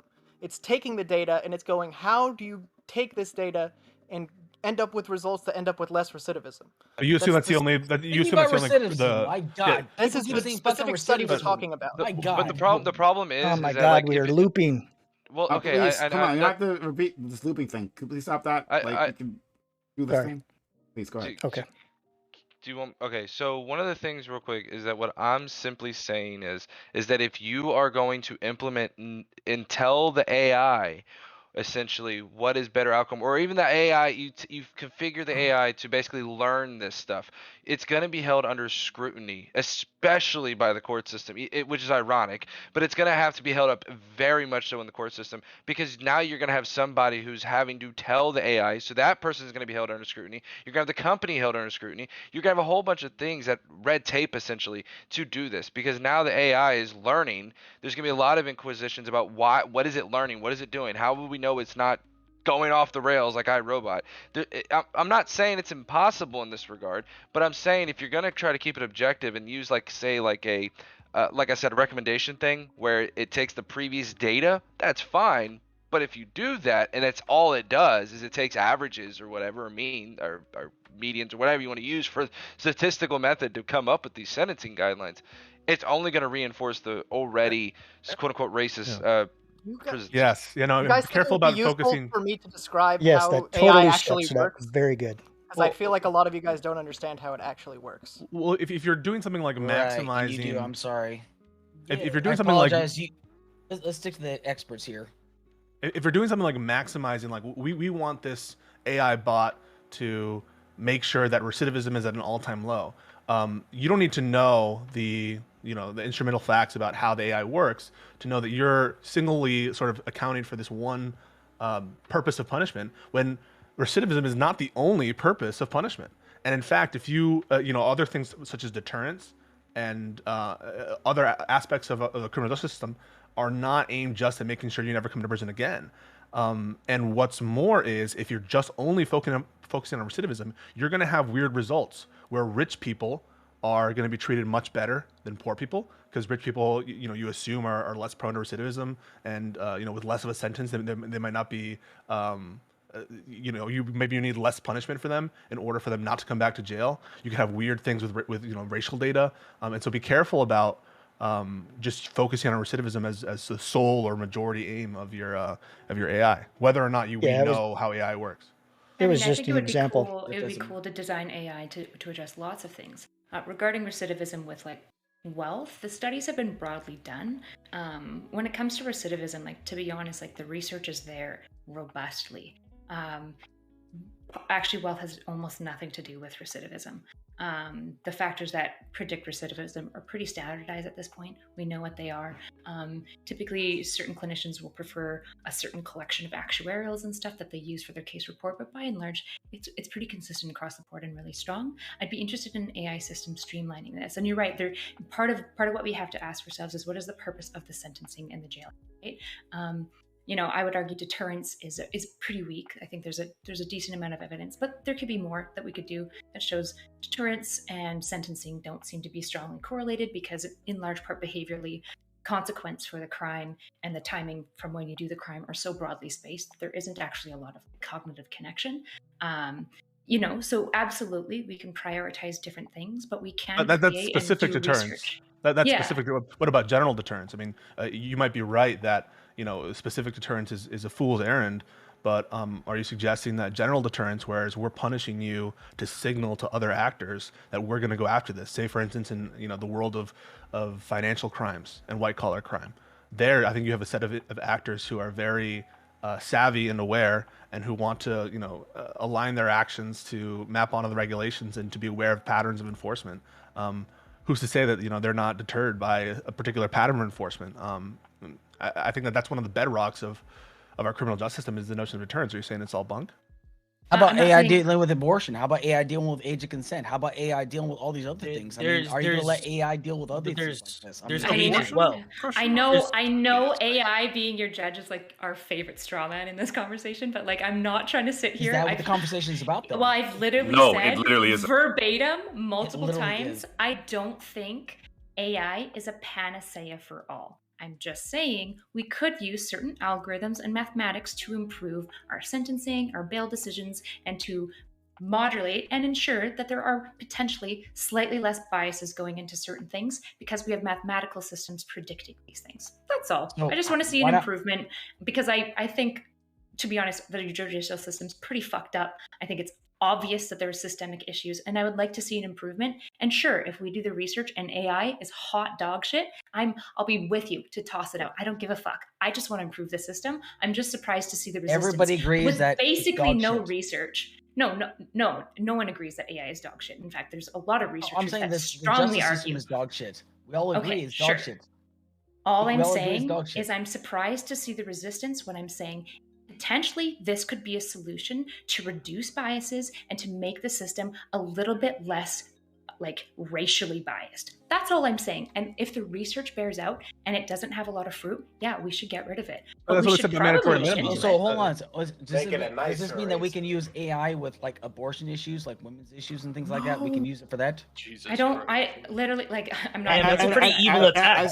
She's talked about That's sentencing, right? She's like been very clear. Sentencing, right? Why is Like, there it's- resistance? Your Resistance argument can be used proves for too anything much. else? No, your argument proves much. Are you saying that there's it's- no use for AI, and then every time someone wants to use AI, they have to answer for why not an abortion? I mean, that's just it proves too much. It's too strong of an argument, and so you need to calibrate not, it towards sentencing, It's not, because that's what they're talking about. We're talking So about never human use issues, though. never use AI in any domain of life. Never use it because Only why don't use we it for AI when abortion? you're on the Sixers. Say that. No, so then calibrate your argument about AI into why it's not useful in the context of sentencing. And one aspect you could say is, well, people say that it promotes racial equality, but they said the same thing about mandatory minimums and removing discretion from judges in that way by having But everyone. mankind can use. Mankind can actually remove mandatory minimums, can they not? What I'm telling you is, it's not helpful. can It's they- not can- effective can to they- just can say. they or can they not? Mankind, we He's talking about the giving United you States. free. I'm giving an argument. He's just So- helping you, man. So if you just He's say, not well, helping me AI, with- AI is spooky, and AI, what about AI and abortion? What about AI controlling all aspects of your life? That's an argument for never using AI in every domain. But I don't think you're a Luddite, and I don't think that you think that like we should never program any aspect of our lives. And so, unfortunately, you're going to have to get more in the weeds and target the application of AI, and not just AI in general. Otherwise, you're going to be stuck answering hypotheticals like, "Wait, you're against self-driving cars?" No, I think it's because that tech can be hijacked so quickly to be used against a lot of people. Well, so And can, without the- that can be said of like Excel. That can be said about Right. any program. Yes, That can be. of course. So these So we shouldn't use arguments those things. proved These arguments prove too much.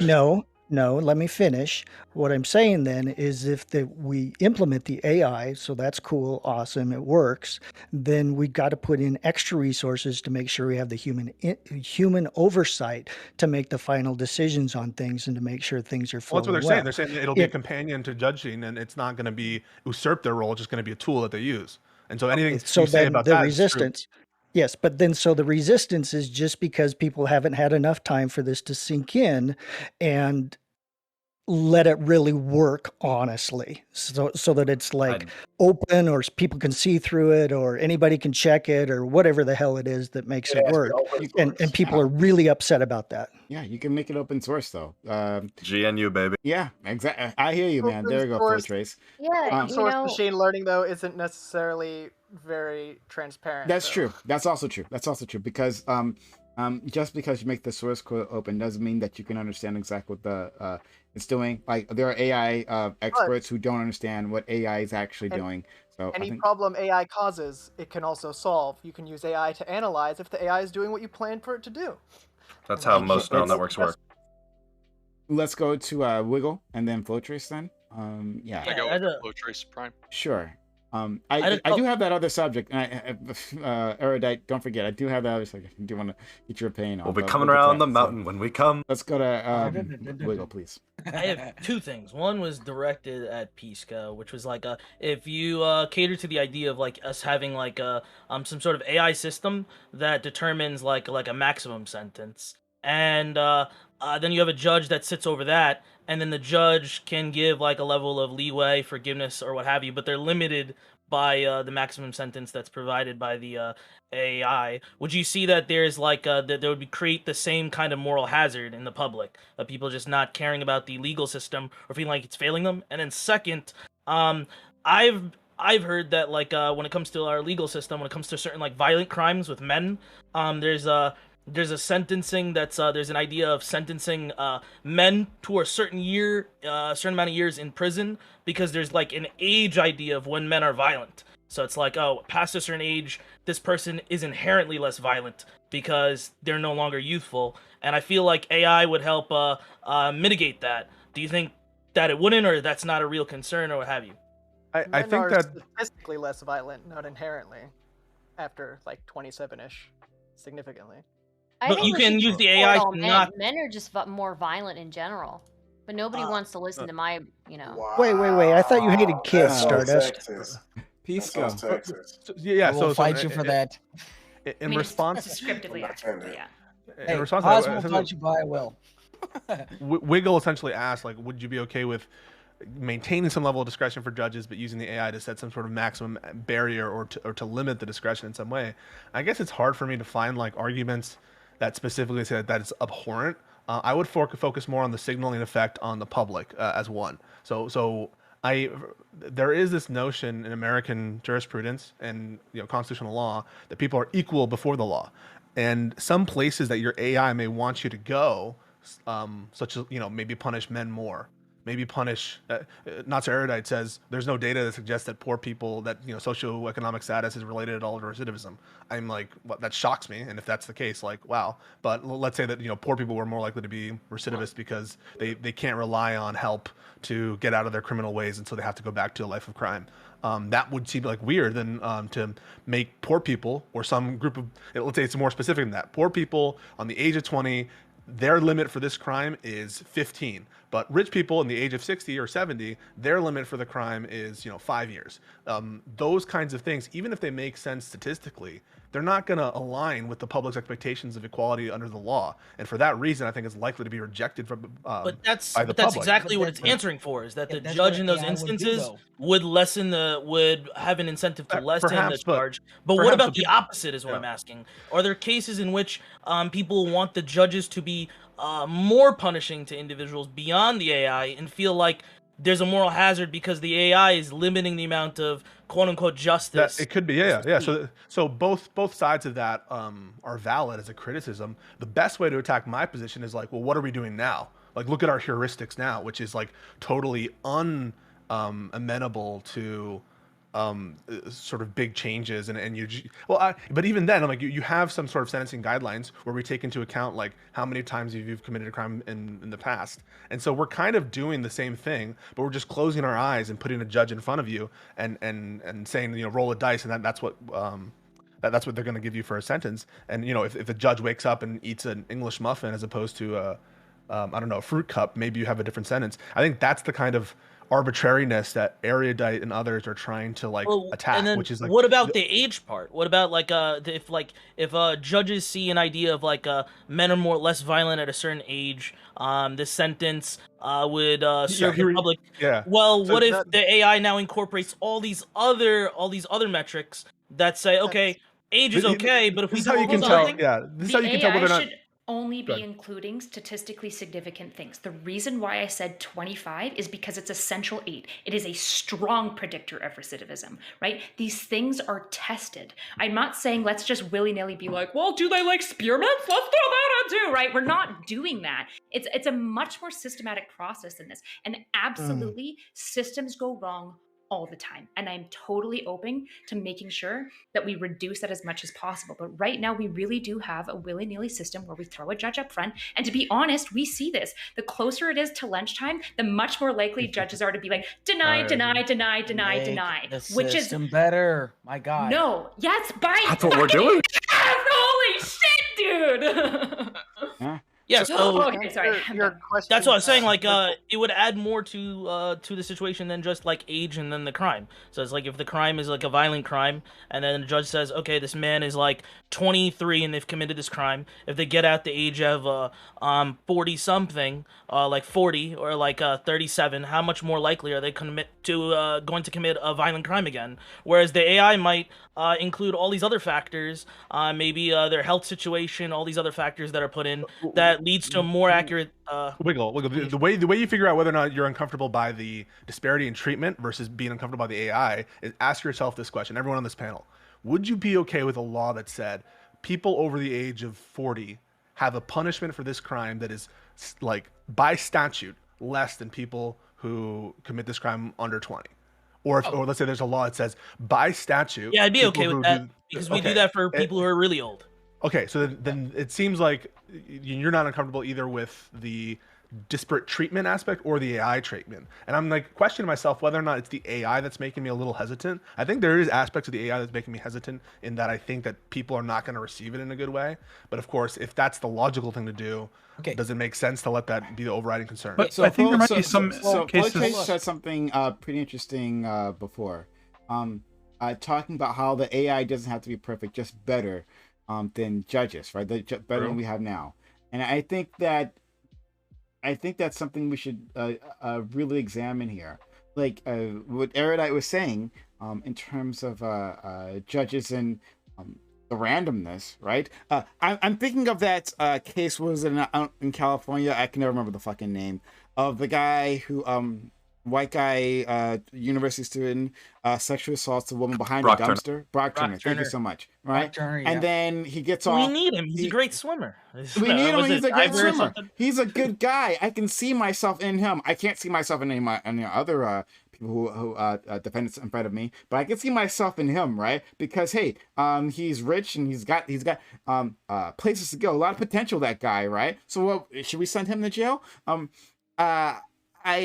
I think that I would be very willing to believe that with the technology that we have right now, that we could do a better job than that judge, right? Put a list of cases in front of us, right? List of cases that have outraged us that we've talked about on shows like this, again and again, right? And I think the system, and I haven't gotten a chance to look at that paper Erudite has, right? But like I would guess that an AI judge could do better than that. But would it be perfect?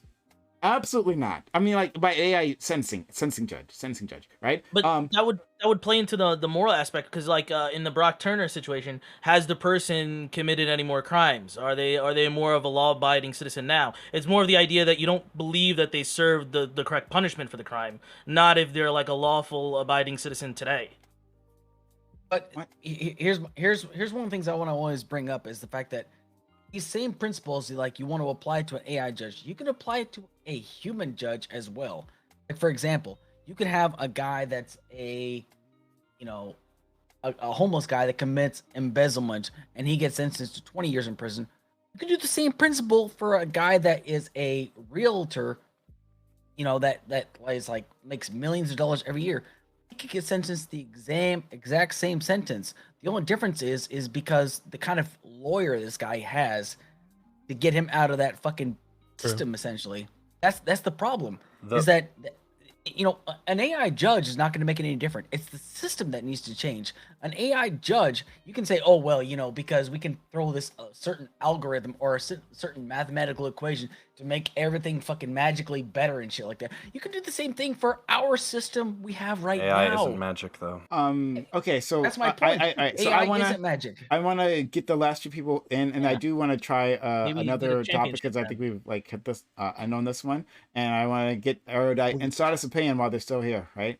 Okay, so let's AI said your name, Stardust. You remembered me. Okay.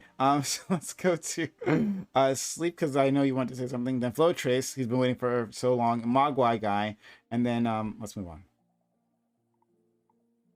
Erudite. Oh, you can finish it off. Oh, okay. Sleep, Sorry. do you want to say anything? No, not really. Okay. All right, Flow Trace.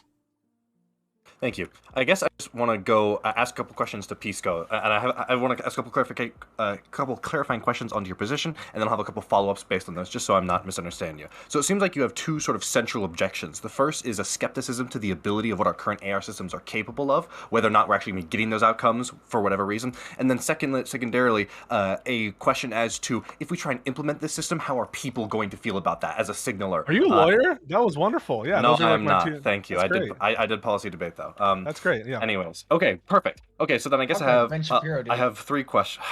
Please don't say that. Okay, I have a follow-up question. So, in regard to the skepticism of what they're capable of, I definitely can understand the benefit of sort of just going through hypotheticals off the cuff. What if the programmers don't include class and things like these? I do think those are valuable. But I guess my question is, when you're coming to me with these hypotheticals, and when Erudite seems to be coming to me with the bulk of the data, there seems to be the weight of those two pieces of evidence don't seem to be lining up. And so I would just be curious.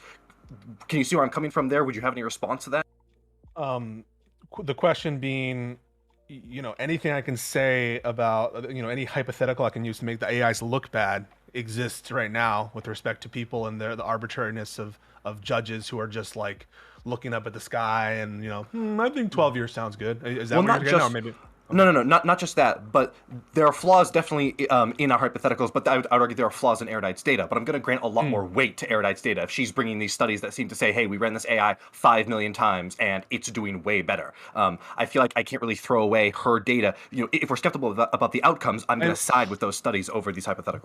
Well, yeah, I'm assuming for the sake of this conversation that it's possible to create this AI that actually comes to good decisions. So I'm granting you for the sake of what we're talking about that you can construct an AI that is more fair than individual people and still takes into account the totality of circumstances, or in a way it keeps it open for humans wherever the AI can't do it. The judge is able to come in and give his human input into the sentence. So I'm assuming for the sake of what we're talking about that's technologically possible. I have my doubts, as you mentioned, but about whether or not an AI can effectively do that. But as an accompaniment tool, I'm never going to say like judges shouldn't be able to use like calculators. Why would I say like you judges shouldn't be able to use AI? It seems kind of weird. I think the second part is the one that's more ripe for attack. Convince me that having judges rely on AIs is a significant part of shaping things that we consider very sacred, like the upper limits on crimes, right? And like we're going to shift that based on things like age, things like perhaps maybe not socioeconomic status, but you don't have the data for it. But like, what's our threshold for including that if the data aren't apparent? Or maybe we have like one, let's say that you have one study that says it's a very strong effect between socioeconomic status and recidivism, and the one that doesn't.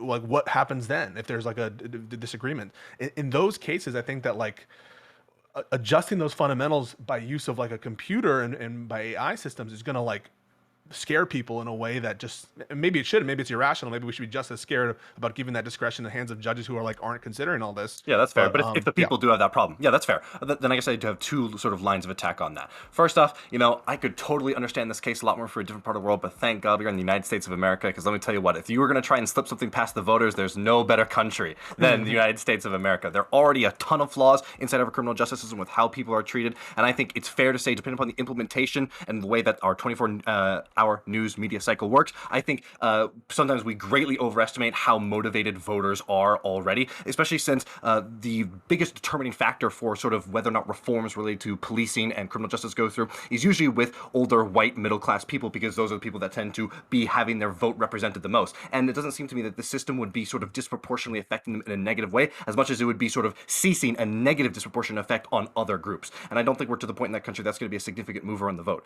I guess the only other sort of specific thing I can go to, and this is not perfectly analogous, so I understand if you have some hesitation about this, but I would actually relate it to, I don't know how familiar the panel is, but there is actually a lot of controversy in the last couple of years over, you've probably seen like a Reddit thread or a Twitter thread about it, over the police department's use of facial recognition technology. And there are already many police departments across the world and in America that use these technologies to try and match faces. And it's not the case that, these faces, the police can then look and make that verification themselves. Sometimes these are very blurry pictures where they can't make that determination. There are even cases on the book where people were accused of a crime that they were later proven to have not to have had an alibi for, and as a result could not have possibly done that, and sort of the determination came down, the facial recognition got this wrong. Judges are not the police. No, it doesn't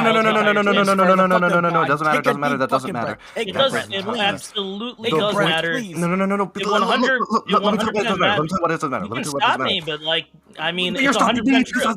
Let me just go through the reason judges scared of the reason why I'm bringing this up is because I think that this is the kind of thing that if we were talking about in a panel, this would be the kind of thing that we would say would be sufficiently disturbing. Please! I think that this is the kind of thing that normally we would point to and say, people would not accept this. People would be very outraged about this. They would be scared. This would be a signaler. I can be accused of a crime because an AI determined that I'm 83% like the blurry picture on the CCTV camera, and yet we have not seen any sort of mass uprising. The most you've probably seen about this are Twitter threads or Reddit threads, probably from lefties. It seems to be the case that people love to say things like, I value my privacy, I value sort of my digital rights, but everyone clicks through the terms and conditions without ever reading through them. And I think that's something worth considering. It's an interesting point. Another one that you could bring up is this man some CPR for fuck's sake. First of all, this is untrue. First of all, this is untrue that people that people somehow are just like not taking action against this. You have even the UN. I think they made it a human rights issue about the idea of the expansion of AI technology. They made it a human rights issue relatively recently because of Pegasus, the Pegasus spyware problems, and then even beyond the UN, and then the United States individuals are talking about this all the time. They're talking about look in China, look in Xinjiang, look at how the Chinese are spying on individuals in their own country. And then when you're talking about facial recognition here in the States, there was the case of it happening to a guy in New Jersey where he's never even been in that location in his life, and then he was caught, and this made it made headlines, and people were irate over that. So don't say that it's not a thing when it is a thing. Well, I 100% agree that people are getting upset and irate over this, but the question is not are they getting upset or literally 2 minutes ago you said it wasn't even a problem. Let me just thread the needle. The problem that Pisco is pointing out here is that this system would be Oh my God! Let me. God damn it. The problem that Pisco is pointing out is that this system would be so unpopular that implementing it would be impossible, and if we did implement it, it would be immediately turned back, and that this would have significant effects on our judicial system. But this is not happening in the case of facial recognition. There have been headlines about it. People have been angry about it, but people have not gotten rid of these systems. And if people were to accept those systems, why distinguish them? Okay. No, finish saying that. I'm going to go monologue guy, then not sure that. I think another great example of that is the use of DNA evidence. For years we didn't have access to this evidence that now it seems that so many juries are just instantly taken by where's the DNA, and if the DNA says this, we're gonna convict even if there's a reason for the DNA being there, or maybe the DNA is a partial match or something, or the CSI effect you're going for. Right. Yeah. And so point well taken. And people didn't seem to, although there are niche people who are taking issue with the DNA stuff, mostly like lawyers. It doesn't seem to have captured the minds of the public in the same way. I think that in this particular aspect, the way you can distinguish DNA evidence or the use of facial recognition software is those are tools that you're given to police, essentially, given to the prosecutor. And I think that people are, it's palatable to give that power to police and to the prosecutor, and people will accept that more. But here, I think people are much less likely to be, in my opinion, this is all based on like my feels, my fifis. I haven't taken a poll, and so this is just my intuition. I don't know if a poll has been taken, but like my sense is that in the role as judge, and with the inherent kind of disparate treatment that's sort of formalized in a way that it's not formalized when a judge is just like thinking about what he ate for breakfast, but having this sort of like, you can look into the AI software and you can see how it weighs age, and it weighs it this much and not that much, and you can see, and it's a formal way that says, old people, you're going to be treated better, or let's say, or whatever the factor is, just whatever your factor is, it's formalizing the better treatment of this class of individual than that other class of individual. Now you could say our system effectively does that with black people already without it being formally racist. Just because it doesn't say that black people should be sentenced more doesn't mean that that's not happening already. But I think there's a different appetite for these sort of formal restrictions and formal classifications of people that people just like reject, and especially if it's coming from a computer that they don't understand. Yeah, keep going. That's fair. I think this wasn't. Oh, he's not muted. Hold on, don't I mute him. But anyway, so let's go to Magwai. Oh, shit, I muted my guy. I meant to mute the other guy. Okay. Go ahead, Magwai. Sorry. Sure.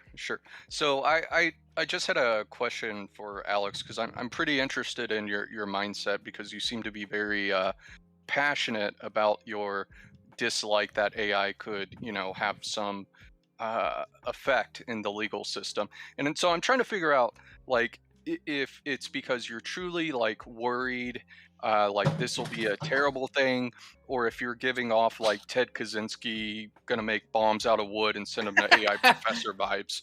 And so to that, I would ask, in the study that Erudite mentioned, it brings up the fact that it says millions of judges every year make a decision, and that decision is whether or not a defendant should be allowed to go home during before or during the trial, or if they should go to jail, right? Now, this is a much narrower scope than, say, sentencing guidelines. Would you have, given that fact that that's a big decision a judge has to make, it's going to be largely based on their experience, whatever guidelines, I'm sure Pisco could chime in and share, but given that you could use AI, you could look at a much larger data set, a data set of, just about every case across the country. Would you be more open to using AI in that sense to help not make the decision, mind you, but to help the judge make the decision of whether or not they believe the defendant is too dangerous to go home and should go to jail, or whether or not they say, you know what, they can go home? Because there are a lot of benefits for a defendant being at home versus being in jail, one of which is, unabated access to their lawyer without having to wait to call or have their lawyer come up and see them in jail. So I'm just curious what your thoughts are on that. Also like seeing your kids and touching them, Exactly, yeah. Maybe continuing to work a job so you can make money to pay for your defense. I mean, there's, yeah. So I just want to make sure. I just want to make sure I actually have this correct. Okay. So are you talking about like judges using the AI system?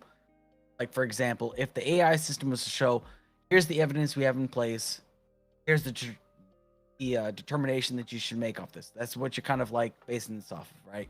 Crazy Yeah. hypothetical. Yeah, exactly. In this hypothetical, let's say, someone is charged for, potentially, man, I don't know if I want to go there because I think you'd hit it, but I'll just say, like, they're suspected of murder, right? and the judge has to look at their history. They see no criminal history, or maybe they see a lot of criminal history, or maybe because of the type of crime, like someone mentioned, like a bar fight, and you accidentally knock someone and they hit their head. Maybe that's manslaughter. But in that case, would you be opposed to a judge when determining whether or not that defendant should be set home, which confers a lot of benefits, versus them saying go to jail? Would you be opposed to the AI stepping in and saying yes, because that is such a big decision a judge makes? That's a tough question. That's a super tough question. Okay, so here's the reason why. Okay, AI can be very useful in certain circumstances, but in a situation like this, right? Here's the reason why I might actually be against AI still when it comes down to a judge case. Okay? The reason why is because there are judges out there that are imperfect, because they are human. Okay, if a judge is given a case and a computer tells them, well, in a matter of like 2 minutes, we've made this determination, therefore you need to make this determination. And let's say, for example, on this hypothetical, the judge is like, okay, you know what? I'm going to accept the determination off of this AI computer that's in front of me. That's my decision right there.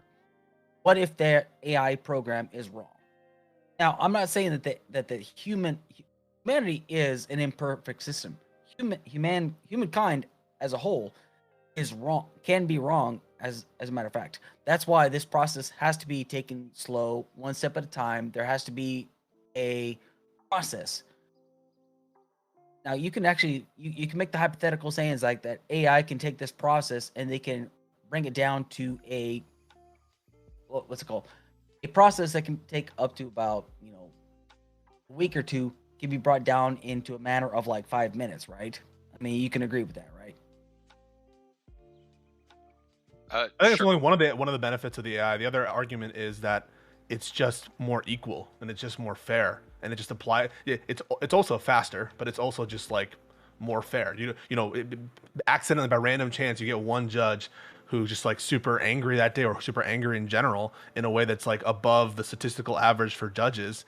And when you're doing something as important, I think Mogwai's bringing it up as like pre-trial release, which can maybe even like be dispositive on whether you can help your lawyer with a case. So, your lawyers don't have to like come to Rikers Island every time they want to talk to you. I don't know. Have you guys seen Inventing Anna, or that show? Before we kind of go down that narrative, yeah, though, sure. my only question is though, is that like if you're gonna go by statistics though, let's say for example, if a AI actually says like, well, statistically, a certain demographic might commit more crime, so therefore this actually fits the same demographic for this crime, for this kind of age group, for this kind of demographic, like whether it's black, white, yeah, but is Asian. that what's making you more uncomfortable? Is the fact that we're having different classifications formalized between what's groups? making me more Or is it uncomfortable, the the fact that AI it's like- aspect?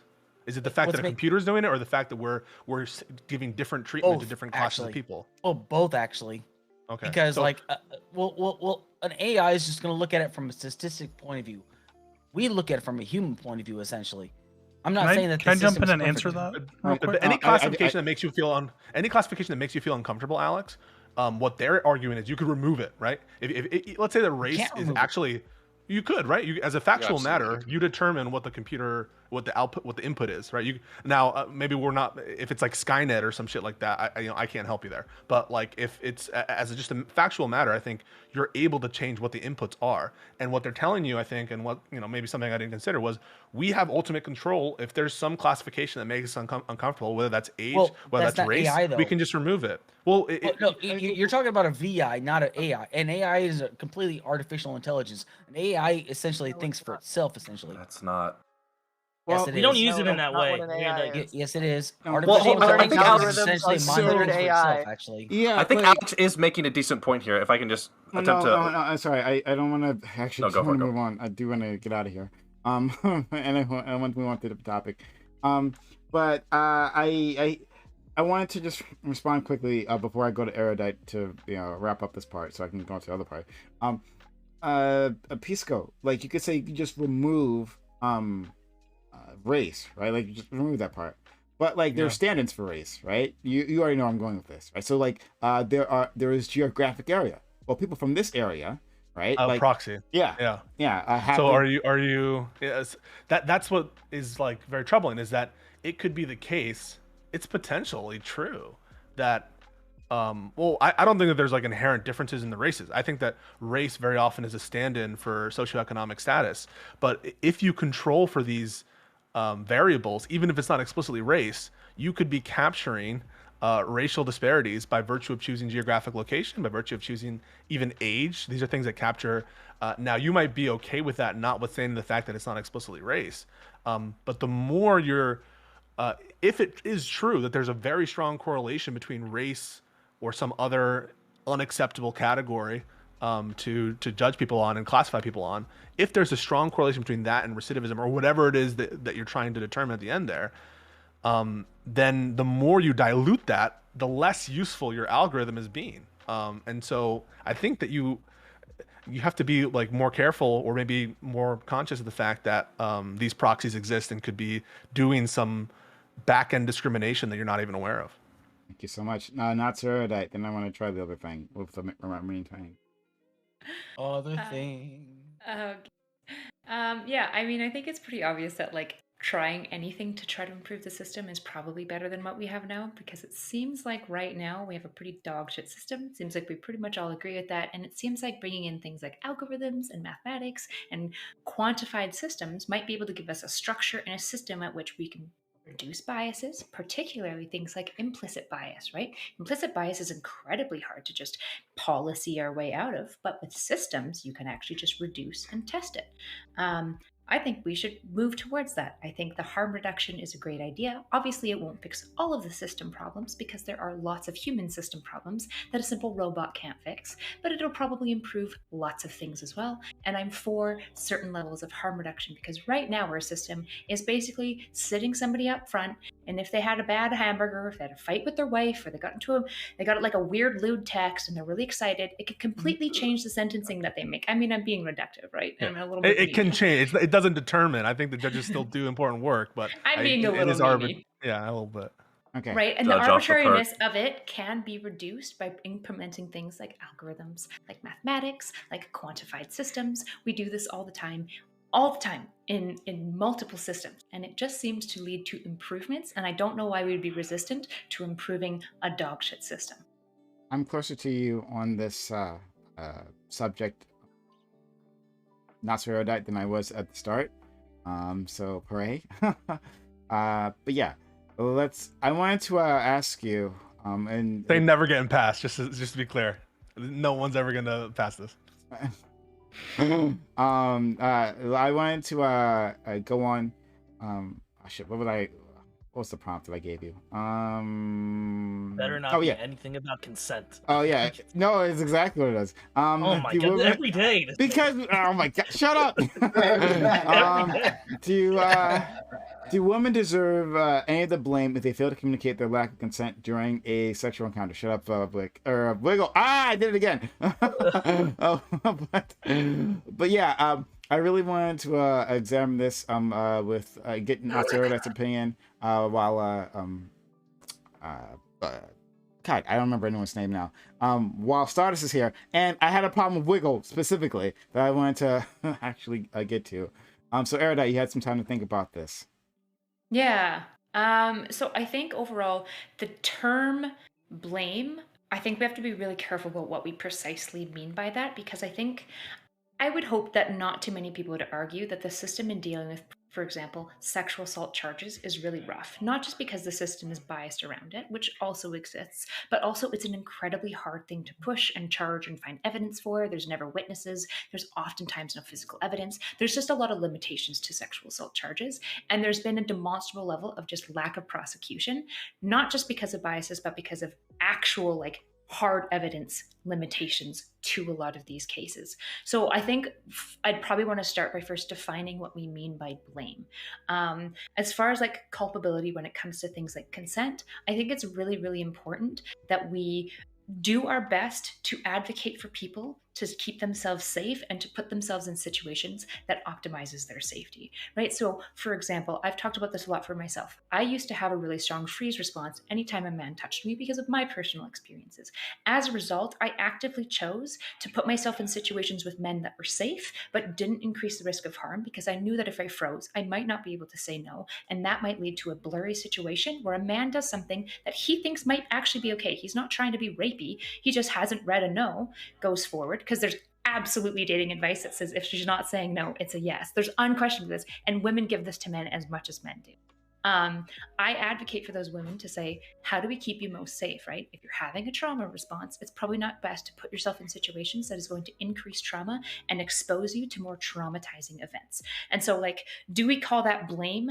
I don't feel comfortable calling it blame, because fundamentally, especially in blurry consent situations, you oftentimes end up with kind of two different types of victims. One where a man didn't think that he was being a perpetrator and now feels like he's a piece of shit, and another situation where women didn't feel comfortable and feel sexually assaulted. And both perceptions are both true, and vice versa. And so it leads to a lot of blurry things. And we obviously need to be educating women better, and telling men things like, just don't rape, is really stupid, because in these blurry consensual relationships, especially because most of it happens while alcohol is involved, this is not a simple thing of just being like, oh, don't rape, right? Because alcohol immediately reduces consent. She might literally say yes and then not remember in the morning and not have wanted to say yes. Like there's so much that complicates it. So I'm definitely, I want to phrase it more in the way of saying we should be advocating for women to put themselves in safe situations that work for what their mental health and their needs are. So While blame also More saying syntaxes. women can, yeah, So women blame- can fuck if they want to.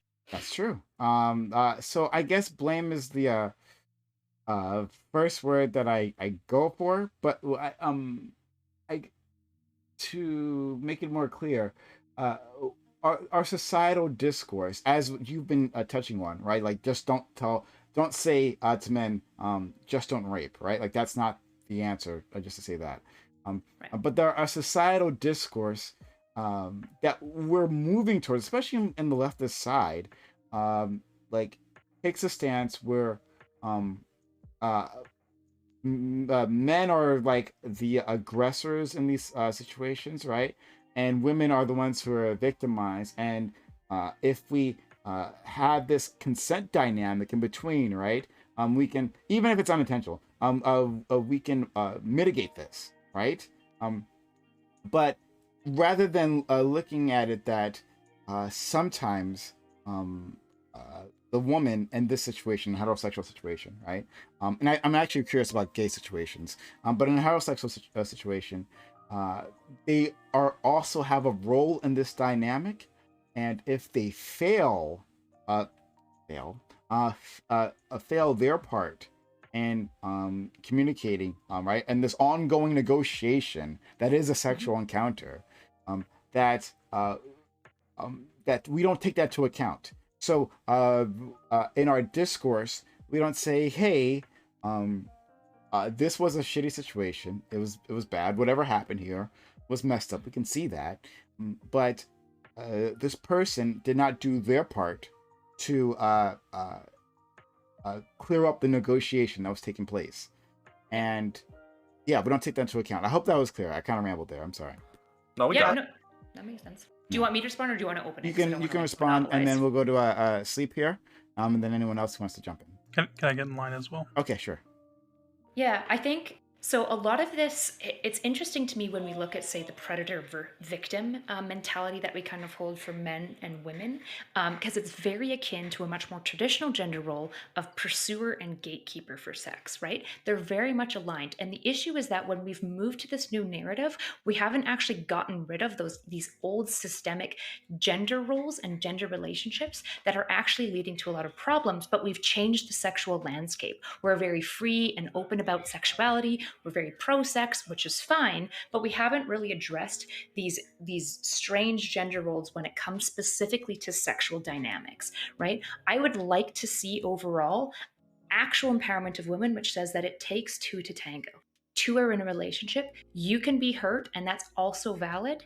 And also, he can be hurt in this situation, and that's really valid too. And not doing this game of like men are all evil bastards and women are just like wholly innocent victims, but kind of doing a more complex conversation, right? When people get into things like enthusiastic consent, they were like, enthusiastic consent, that's the solution. But the problem is that when is it enthusiastic enough, right? I can tell you that people who have low sexual drive may be willing to participate in sexual acts with their partner that they're not overly enthusiastic for, but they're willing to participate. Is that sexual assault? You know, it's so tricky. And I think one of the issues is we're discerning to everyone what sexual assault is for them, rather than allowing women and individuals to say whether or not they actually felt distressed by the situation and how to manage it.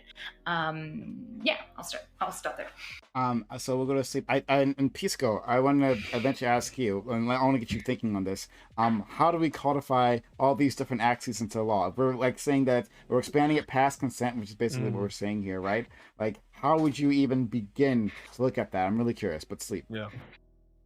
So the way that I'm thinking about this, when you're talking about blame in a case of like one of those more gray area sexual interactions where maybe the woman is giving off body language that she's not so into it and the guy doesn't check in and continues, in a situation like that, I would consider what the man is doing to be actually morally wrong. I think if you notice an uncomfortable body language and you don't even check in and you just continue, I would consider that morally wrong, and I'd consider the woman not enforcing her boundary and like escalating enforcing her boundary beyond her body language. I would consider that irresponsible. She's not taking responsibility for that, but I wouldn't consider it morally wrong when it comes to the blame, the same way I would the man in that scenario. Why would you make the difference between man and woman?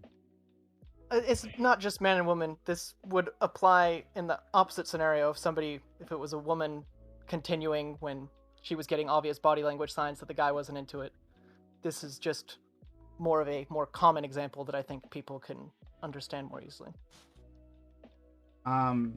Let's go to is it Gothgash? You want to go?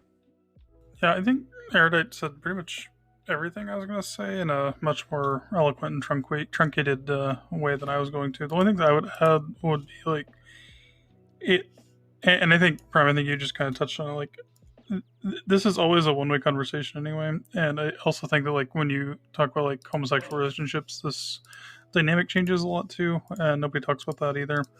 The thing is like there's obviously so many dynamics at play that like it's really hard to make any broad sweeping statements, right? So I also have a similar situation with Erudite. Like I am also a bit of a freezer, depending on the situation I'm in. So I don't know how, like, how do we factor in stuff like that? Like, how does that get thrown in the equation? So I would hesitate to, use words like blame. Like, I do think that is like, maybe not the word I would use, but it's a really like tough discussion because, at what point like is there like this like sort of like infantilization element? Because like, when these discussions are had, it's always like, if two people are drunk, it's the man's responsibility to make sure everything's above board, right? It's never like a question of like, are women paying attention to like whether or not a man can consent? Like that just doesn't come up.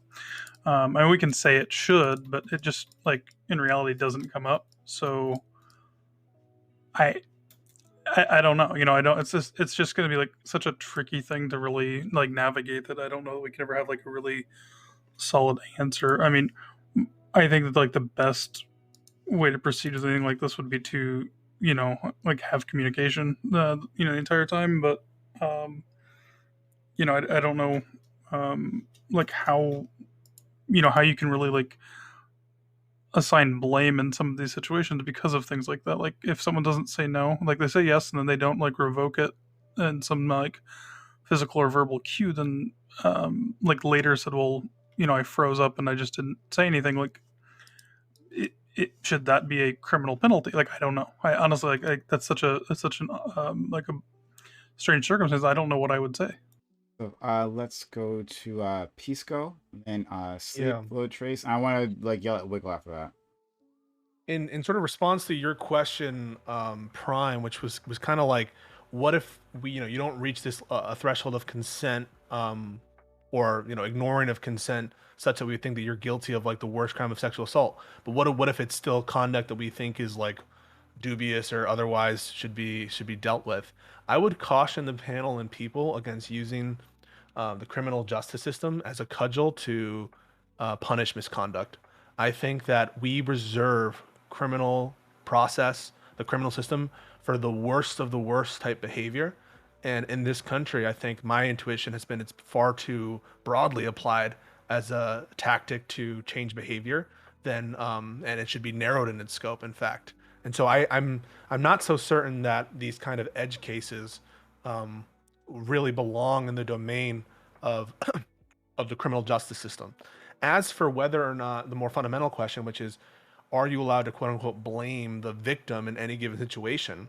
The answer, I think, depends on the context. So if you're talking about the victim of, let's say in like an accident, right? This is not the context of sexual assault, but let's say it's like a vehicular accident. Whenever you're assessing like blame, you always determine like everyone's culpability. He was 20% liable, she was 50% liable.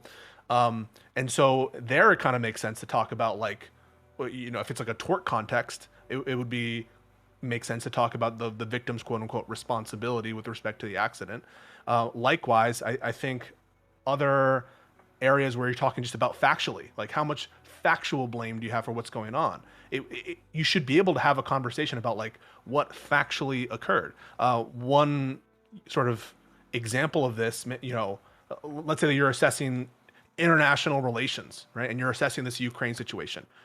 People would, I would consider Ukraine the victim in what's going on here, but you should be able to have a sober analysis of what's going on and like factually what did Ukraine do to contribute to bring about what's going on in this crisis. Now people are going to say none of that is comparable to the sexual assault context, and in some ways I would agree that although I wouldn't distinguish just on the nature of the thing that occurred, because then you're going to have difficulty with like assault examples, examples where people's bodily integrity can feel just as at risk, or like murder examples, where we're talking about that it's hard to think of like a more penetrative and destructive act than the killing of a human being.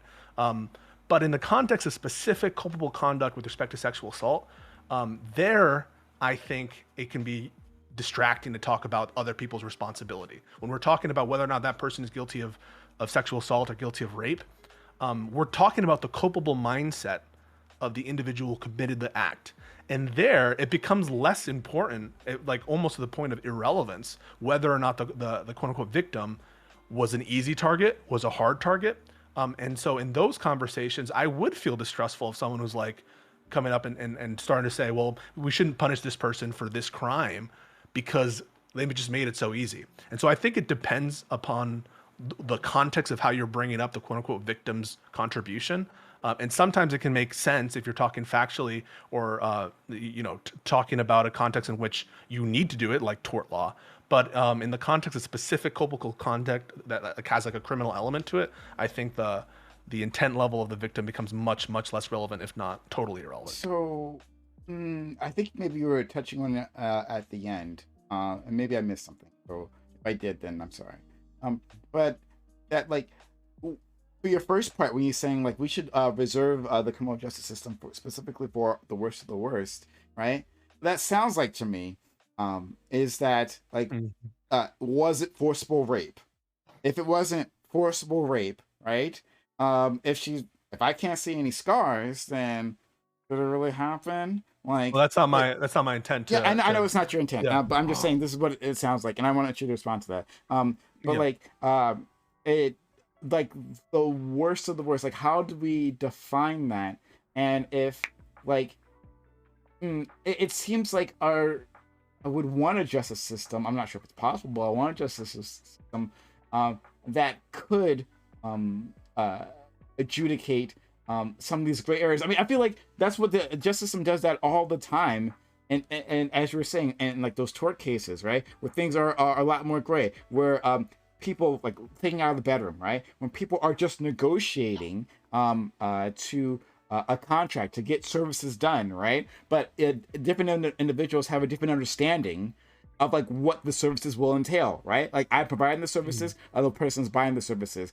I think we have like our minds have met, right? The meeting of the minds has happened, but they don't. They think I'm going to do a lot more for them than I think I'm going to do for them for the price, right? And then how do you adjudicate that like months after the fact? Just a conversation between people who just talked, right? Like how do you adjudicate this? And we managed to do that there, right? So then why not here? Yeah. So just to answer your question real quick and to clear my name of maybe what my implication was, I do not want to go back. Just so you guys know that the world of rape law used to be really scary. You know, you would have, if you didn't resist, it wouldn't meet the standard for rape. Obviously, there's a spousal rape. Definitionally, it didn't make sense to be able to rape your own spouse. It had to be forcible rape. It had to be, this a penetrative act. Typically, and in some countries still have this. It's not considered the highest class of rape if it's quote unquote sodomy or non-vaginal rape. So these kinds of things still exist in many parts of the world, and I don't want to go back to a world where that's the thing. I think consent has become a bedrock of this sort of sexual assault law, and that you can rape someone and never be forcibly aggressive in that way. It could just be by lying to them, by being deception or something like that. So I'm not trying to say that it has to be forcible. What I'm saying is the conduct should evince a culpable mind that we want to punish for being a malicious mind, or like such a reckless mind that you weren't aware of things that a reasonable person would. But I would like truly ask the panel and the audience a question. Let's say there's a sexual encounter and no one manifests any sign of discontent. No one manifests any, it's just a continuation of a pleasant sexual experience. And then at some point that sexual experience becomes something that the person who's on the other side of it subjectively doesn't like or thinks is bad, but never manifests any outward depiction of it. And the person who is engaged in the sexual act, let's say they even ask and say, "Is this okay?" and they like nod or something, right? In that, but subjectively, the person, whoever that is, thinks that what occurred was bad and uncomfortable, but it just didn't manifest anyway for any reasonable person to see that they were uncomfortable. In that case, there was a sexual act that was deeply uncomfortable to someone else, but the person who perpetrated that sexual act, let's say it's just one person, would have no way of knowing that. Is this someone that we want to punish with the criminal justice system? I would say probably not, even though this encounter was a bad encounter. And that is all a long way of saying sexual encounters can run a gamut in terms of how bad they are or how uncomfortable it makes people feel. And we should reserve the criminal, whatever the line is for criminal conduct, for minds that are very, very reckless or very, very malicious.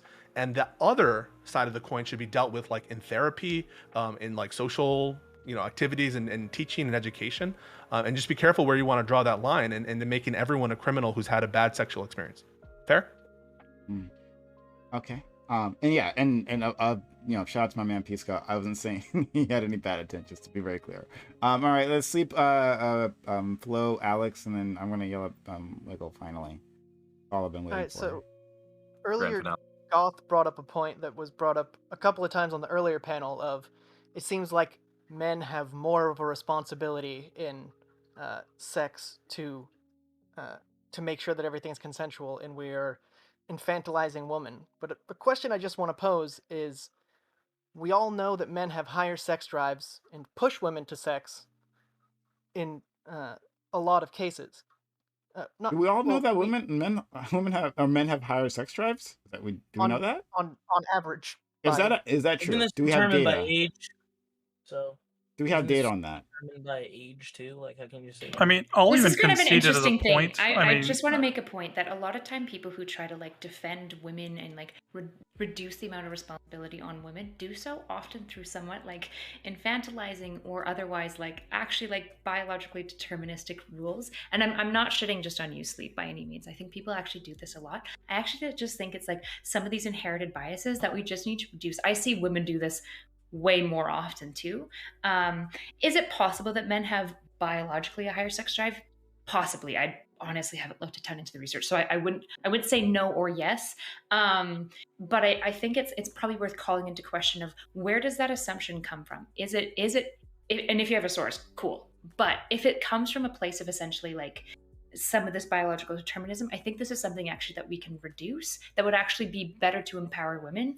But it necessarily also it elevates the level of responsibility on women in sexual encounters as well. I'll double down on that because I wanna hear your response. But like it seemed like when I hear that, what that sounds like is women like as Erudite start at the beginning, women are the gatekeepers of sex, right? And guys are the aggressors. They're told to go look for sex, right? And then we're looking at the social dynamic and instead saying, oh, what this is one person wants sex, has a higher libido, and this other person doesn't want sex because obviously they're putting conditions on the sex. So do you have any data to support that?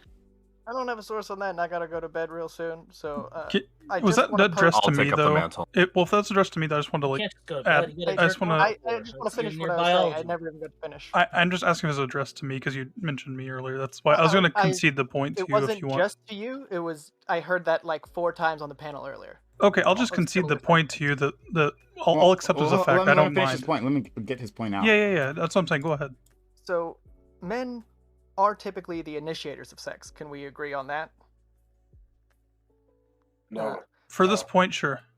With you being the one initiating an act, I think it is fair that you should have more responsibility. If my girlfriend is wanting to drag me along to something and she's pushing for this thing, and I'm like, maybe, I think she has more of a responsibility to make sure it's enjoyable for me and not doing something, pushing me and manipulating me into do something, than if it's something I'm initiating. No, I disagree. I don't give you that. No, because sex is an ongoing act, right? It's not just I agree to sex and then the act, like it happens in an instant and then we're done. At least I hope not. I hope that's not what's happening with you guys. No, it's it's like a thing that takes a while, right? That has like many acts, right? Many like a push and pull that's happening. So you could have initiated it, but in the end, you could be the one who's uncomfortable because your girlfriend, she's like, okay, all right, fine, let's do this, and then she does something to you that's fucking terrible, right? I'm not absolving her of responsibility. I'm saying because you are initiating, it might be fair that you have some level of more responsibility. But no, I'm saying that it's like a series of acts, right? So you're saying it's one. You're putting onus on starting it. Beyond initiating, what's the word? Upping the intimacy, taking it to a more intimate level, something that you would expect is something somebody may or may not. You're not sure whether they're going to be okay with this at this moment. What are you alluding to? Yeah, I don't see. So, like, why for wouldn't example, you see it as the? Why don't you see it in the opposite way? Like, not in the opposite way, but in like, why would you look at it as like the initiator and not look at it who has the likelihood of the most harm caused to them through sex? Like, if you say that certain women have like there's a more of a prevalence of harm caused to them during sexual acts than men, why wouldn't you look at it that way instead of looking at it as who's the initiator and putting rules on the initiator versus who is the person who's more likely to be harmed and how to make them like how to equalize safety? God. So, I mean, we can get weirder with it. Like I'm bi, so like I'm also I'm also into having it whatever way is on the table. So if I'm topping or bottoming, is there a different responsibility? Like how weird are we gonna get with this hypothetical? Like if I'm bottoming, am I more responsible to say no? Like that sounds so fucking weird. If you are escalating things, you have more of a responsibility to. So if I throw it back, I gotta be like, "Hey, you good, bro?" Like, is that what you're saying? Well, if you're gonna leg lock, you gotta ask. If you throw it back, you should at least be trying to look for body language that would suggest they didn't like what you were doing. So why it's isn't it hard just with my as much face on in the person, pillow, though, though. to just say no? Like like you have somebody initiating. I don't know. I guess I'm just like, I don't understand this logical leap that like the initiator can't. Like women reject men all the time. Like men initiate sexual exchanges through like be asking for a number, and women say no all the time. And I feel like her being like, oh, I felt really pressured to say yes because he asked. I feel like, because to be honest, a bit of a cop out. Like, it's just like, just say no, especially in like into an open space. Just be like, no, I'm not interested, right? Like, I'm not understanding your moral leap for like why the initiator is more specifically morally culpable. I think women, or the person who is being escalated in intimacy, The escalatee. The escalatee. Do I mention the word patriarchy here? Like, do I mention absolutely, you can just get ready to get dog shitted on. I know, but like, aren't women? I mean, like, women are socially conditioned, right, to be more, compliant, not confrontational. Men are socially conditioned to be right? rapists. Okay, let's be real. No, come on. That's dishonest. I'm making a fair point here. Like, women are told to be like not so confrontational. Absolutely, women are conditioned for that, and men are socially conditioned to be the initiator, which is why I try not to hold different moral standards between the two. I try to hold grace for both of the levels of socialization. Men are socialized to initiate more, right? But I don't think that they're more morally culpable because women are socialized to be more of the pursued and more of the like pacifist and stuff like that. We have to like, it just feels like unnuanced to just like kind of lay the morals somewhat arbitrarily at different people's feet in that way. So this is why I think there's a difference. If you're the person who's being escalated towards, escalatee, as we said,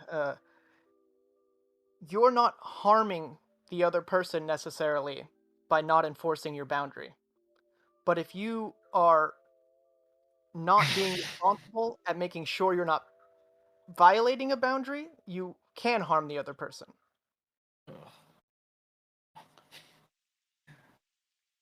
Wait, say it again. If you are the person the escalatee, you not enforcing your boundary doesn't harm the other person. I think you should enforce your boundaries. I encourage every woman, every man to enforce your boundaries, and I'm very adamant about that. But I think it's a different.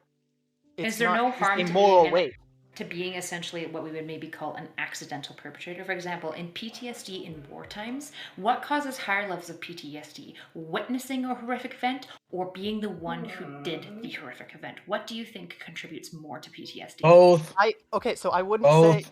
I would say you didn't commit a moral wrong if you didn't enforce your boundary. If you didn't enforce your boundary and then you tried to guilt and shame the person and tell them they're a horrible person, I would say that would be the moral wrong you're doing. Sure. Yeah. I mean, if we're adding extra like nasty and slimy shit, I'll be with you. Right. But like when we look at these like harm things, we have to be really like accurate about like, I think there's not a lot of analysis into like what being essentially an accidental perpetrator actually does for an individual. Because we see actually really, really high rates of PTSD, more from people who have enacted violence than who have had violence done to them, particularly in war times where they like look back and they're like, holy fuck, right? There's a lot of people like, they were 14, they were fucking 14 and I shot them, right?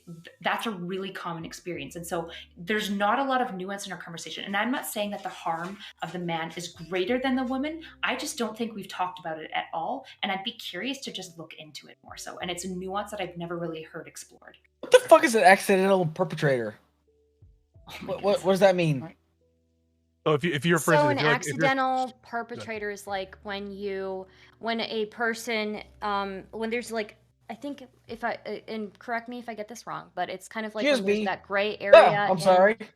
I'm being sorry. No. There's accidental perpetrators. There are. It's when there's there can be a lot of gray area in these physical and emotional relationships, right? And it's hard to tell whether. Especially, I was explaining this to somebody the other day. Given the way that women are socialized to like always like not really say what they fully want, right? And not really say like, because you're told if you say what you want, then you're a fucking slut. So you can't be saying like outright that you wanna bang, right? But at the same time, like if like you have to keep acting like coy or whatever, that's how you're socialized. And then at a certain point when somebody's like pressuring you, you don't know at what point do you like actually want it or don't want it, because you're putting out this like I don't want it, but you really do want it. So yeah, so there can be gray areas just because of that. There can be gray areas because two people don't really communicate, right? There's tons of places for people to fuck that up. So sorry if I explained that, but yeah. That makes sense to you, Alex? I'm sorry. No, it does not make sense to me whatsoever. I'm sorry. I gotta jump in here in regards to all this. Okay, so as somebody that has, instructed courses and stuff like this, like when I was in the Army, we taught things like sexual harassment, assault, rape prevention stuff. Here are the principles we talked about. Okay, if you're at a party and the time that when everybody's intoxicated, at that point, even if you've had one beer, one shot of liquor, one glass of wine, you are basically incapable of giving consent to somebody. Now, that's a good principle to kind of go off of, okay? Now, I'm not saying everybody should go off that principle because everybody gets drunk. People like to, cohabitate, get together. But the fact of the matter is, if people are so confused about something, here is something good for you to remember by. If somebody says no, you should stop. Point blank, period, bottom line. And even if somebody finds themselves, let's say, for example, it's a man and a woman, a man and a man, a woman and a woman. If you two are getting hot and heavy right there, and then the other person passes out, even if they had said yes before, the second that person passes out, you should stop. Point blank, period, bottom line. This is something that everybody should be able to remember. And if you can't remember, and if somebody passes out, and you keep going with it, that actually could be constituted as rape. What if two people are drunk? And who has That's what I'm responsibility? saying. Both people are drunk. You're both rapists then. There was actually a story very, very similar to this that was okay. Why is in it the that news. everybody fucking interrupts me, but nobody fucking interrupts when anybody else is talking? What the fuck is up with everyone this gets shit? interrupted. They interrupt me too. Fucking everyone is Get interrupted. out of with this shit, okay? I have a theory. Seriously. Alex, Seriously, get out of this shit. Alex, I'm sorry. so then what were you going to say? Two people are drunk. Well, two people are drunk, okay? So if you're gonna talk about how if one person rapes the other, in regards to this, okay, are we gonna ask who's responsible? Is that your question? Yeah. Who's responsible then? If there's an uncomfortable sexual encounter, yeah. We'll be Is clear. one person passed out? Culpably, legally, Is or one person- in what sense? Is one person passed out? No, they're both conscious. They're just drunk. They're both just drunk. Then Yep. yes, then there could be some gray area in regards to that because then there's two people in There you regards. go. Could it You be an know accident? The gray area now. Could it be an accident? There is. Well, accident is such a really shitty term, honestly. There's no such thing as an accident. I'm sorry, I accidentally slipped into your vagina or in. Well, no, that's anus, not whatever. the accident part. That's not the That- accident part. The no, no, accident no. is Accident the, is- the knowledge level with respect to consent. I mean, that's the key aspect Okay, of. do you know what an accident means? I'm sorry, that means nobody's at fault essentially. So what you're saying is the key component is not necessarily the penetrative act. Yeah. The key component is your awareness. You don't accidentally fall Can into I- somebody's fucking. Can I Why do you explain keep where interrupting the Keystone? accident- Why does it seem Can like I everyone's explain? That's not- I swear don't I can. accidentally- I swear I you can explain cannot- it. I swear I can explain it. I swear. Go for it. Okay. All Thanks, right. Stardust. Swear to Okay. me. All right. So there are times where a man and a woman who like each other will be hanging out together, right? And they'll get intimate, right? They'll be kissing and doing foreplay and all of that. And then the girl may be uncomfortable, but she doesn't say moving forward with something, but she doesn't say anything, right? And then the guy, he will, let's say he decides to penetrate her, right? And it looks like she might be in pain, but he isn't sure, so he asks her hey, are you still okay with this? And she says, oh yeah, totally fine, just keep going. And then so he does, right? But she's really uncomfortable, she's really in pain, she really doesn't like it, right? In that scenario, she's having a horrible experience, right? And he's completely unaware. Are you saying that's an accident? A horrible consent-based experience. Yeah, the penetrative act, the physical act is not an accident. No. That's It was not a what I asked. volitional- I'm sorry. That's not what I asked. I said, is that an accident? where the accident is the communication. Yeah, right? and then it's not an That's intentional not an mean of accident, mind. though. That's Why just would a it? lack of communication. That's just a lack of communication. That's Would an you accident. like a Would you like a different word? Would you like? I mean, we could choose other words to better accommodate you here. You know If what an I said accident something even that means? I'm insulted sorry. you, but it wasn't my intention, I meant to say those words. We can it call was it an accident. oopsie. It was an oopsie My communication. Is intention it was to a have military consensual term? sex I'm not with sure. I and made a you were boo-boo. uncomfortable and not Oh, so- enjoying it. okay, I that said would be a acting lack military. of It's not a communication. military Okay, term. maybe Tracer maybe E. there's I like to call those maybe things there- Tracer E. maybe The there's act is just idiots volitional. around here, but I'm simply saying a lack of communication. Maybe. Okay. Okay. Who cares Yeah, if the it's an word is term oopsie. accident? I mean, we're It's just not using it oops. because Oh that's my how people fucking use the God. word. I can So, tell you've yeah. never I seen understand what he's anime where saying. they are running together and then the guy trips and lands and accidentally squeezes the girl's boob. Yeah, You've clearly yeah. never watched those animes Never. if you don't know what an accident is. But that would be an I- accident in terms of the actual like physical An act. But here- accident would indicate that Yeah, somebody's save not your at life. fault. Okay. So Yeah, we're, they're okay, all we No, at gotta, fault. it Most of doesn't. them are If not at you're fault. driving around Are and there then fucking a idiots guy- around here or Manslaughter. what? Yes, Are you, my are- friend. There's am I one the only idiot around here, person Alex. that I'm pretty actually- sure about that. Accidents In are. this, I in, don't know. in, Am in I this the only person scenario, around here that neither actually one of has them some are at common? fault. Neither one of them are at fault. He asked her, and she didn't. She just didn't say it because she's afraid But of that's not a- confrontation.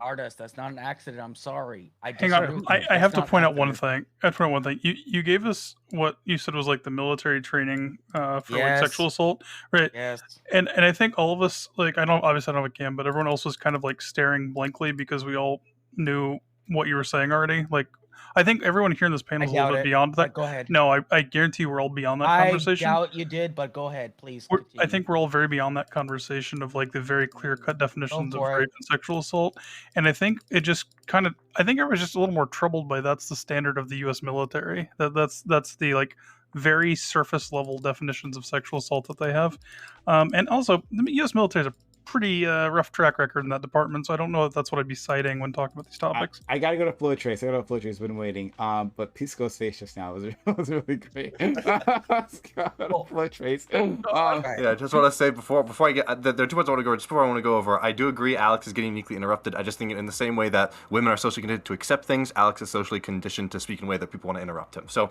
going back to the start of the discussion when it comes to the word blame, I think there's sort of 2 levels of problems here. When we say blame, we usually mean the first level is that a person could have reasonably known their actions could contribute to the scenario, right? So if I say, oh, I wouldn't blame someone for going outside and getting struck by lightning, but I might blame someone who jumps into the lion enclosure and then gets eaten by the lion. Like, I might blame them. But I think there's then a second level, as when we say blame, we often try to morally lessen the wrongness of the thing. People will say, I don't think it's right, but what do you expect? Or people say that they had it coming. I think this is really what the Darwin Awards are at. I guess to take it to a less controversial area than sexual assault, the Holocaust, there are a lot of memorials about it, and the victims of the Holocaust is one memorial that actually a lot of people don't know about, and that is the memorial to the murdered members of the Reichstag. These are basically members of the German legislature at the time who were then killed by the Nazis. And some of these legislatures, certainly not all of them, worked with the Nazis, but some of these people actually did try to cooperate with the Nazis, tried to make deals, say, oh, I don't agree with the Nazis in principle, but I agree with them on this issue, and voted with them. And I would say that we can blame those people for getting murdered by the Nazis because they helped facilitate the rise to the power of the Nazis. But I think the key is that we can say I would blame them for their own murder, but I would not say that they are morally responsible, that that's any less morally abhorrent. I would still view them in the same moral context that I would view any innocent victim of the Nazis writ large. I would view this as morally the same. I think that's How would you where bring a thing about sexual assault into Nazis? They always because I'm just next level. Because I'm next level. That's just how I roll. I'm so lost. Why do we always have to bring it back to Hitler? The point that I'm trying to make is that I think that you can have taken actions that reasonably you could have interpreted as leading to you becoming the victim, but we should still treat all victims as equally sort of innocent in that regard. And we should not be morally judging people differently because they may have contributed in a way that they could predictably realize would contribute to their victimization. And then I guess when it comes, to the sort of the difficulty of the action, Prime, you were sort of talking about, and Pisco mentioned with old rape laws, I think it is really, it's understandable, but it's really important that the difficulty of an action should not be relevant in terms of the crime. If there are 2 identical stabbings and in one the victim fought back and the other didn't, I don't don't think that we should be more lenient to the stabber who faced no resistance. I think what this really gets at is that we think that someone who could have reasonably not realized they are. I think that's what this gets at is that we could think that someone could reasonably not realize that they are raping, and that's a really hard conversation to have. The problem is that we don't want to. It's very uncomfortable to talk about the idea that someone could have engaged in rape and not even realize that they were a rapist. And if they don't realize what they're doing, and if they're they do it here like every day on this panel. Exactly. Like, yeah. And I think the problem then is if we're saying that someone doesn't realize, doesn't sort of in a way does not understand the consequences of their own actions, doesn't even understand what they're doing, can we truly hold that person culpable in the same way? If we want to move society where we change the recognition of an act from not rape to rape, which I think what we should be doing, we should be trying to make it so that people don't ever have this moment where they are committing a rape and don't realize it. That sort of carries with it the idea that if we're going to be recognizing these things as rape, we should be punishing people. And I think then sort of risk you run into is that you're going to be sort of getting people on these instances where they are committing what we think is rape and what we want to be considered as rape, but they're sort of behind the curve in our update and our understanding. They still don't realize. And at the end of the day, I think you're inevitably going to snag some people on these charges where these people legitimately did not realize that they were raping, but are still going to essentially face charges for rape. But I think I'm okay with that. The real determining factor is not necessarily culpability in terms of someone realizing what they're raping, but in what we objectively think our society should recognize as rape. And I think that's why it's important to try and have cohesive societal values. You know, I don't think at the end of the day you can say, officer, I forgot robbing the bank was against the law. At a certain point, we just have to have standards and enforce those standards and try and educate people. And that's why education is so important. Okay, so I want to deal with Wiggle while you got him. Then I guess Sleep wants to jump in and all right. Can I go after that, Prime? Okay, and then we got Stardust. I know your name. So let's Wiggle. You had said yes, something. you can debate me if you want, but right now you have to look at me like that. Wiggle. You talked about in the last debate, in the closed panel, you said that women look for differences, like differences in power. Do you remember Yeah, that? I said I didn't say it was just differences. I was pretty clear. I was like, we talk about power dynamics, but women are more likely to search for partners based off power dynamics than men. That's not like biological or anything. It's just like a product of like our society today. Perhaps that could change in the future. Okay, yeah. And that was in the context of me talking about power imbalances. Right, so that one power imbalance is that a man could be more physically powerful than a woman.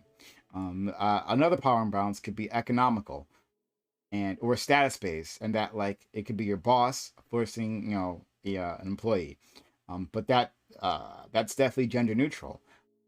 And it would be also like it'd be within that. It'd be like not just that. Perhaps like somebody that is like a male person would be like stronger. It'd be like they're looking for somebody that is taller or somebody that is larger. Even as like it's not just I'm looking for a man the same height as me, the same aesthetic, what have you. It's like I'm looking for somebody that might be taller. Or if I'm looking for somebody, it's not just that they have like a good job or they have money, etc. It's that I'm looking for somebody that perhaps has more money. Or and these things, it's not like there aren't reasons for why this is the case. Like if men are like helping design our society, men might be in positions of power. They're more likely to have access to this stuff. So it's not like just a blanket statement. True. Okay. So Men are naturally taller though.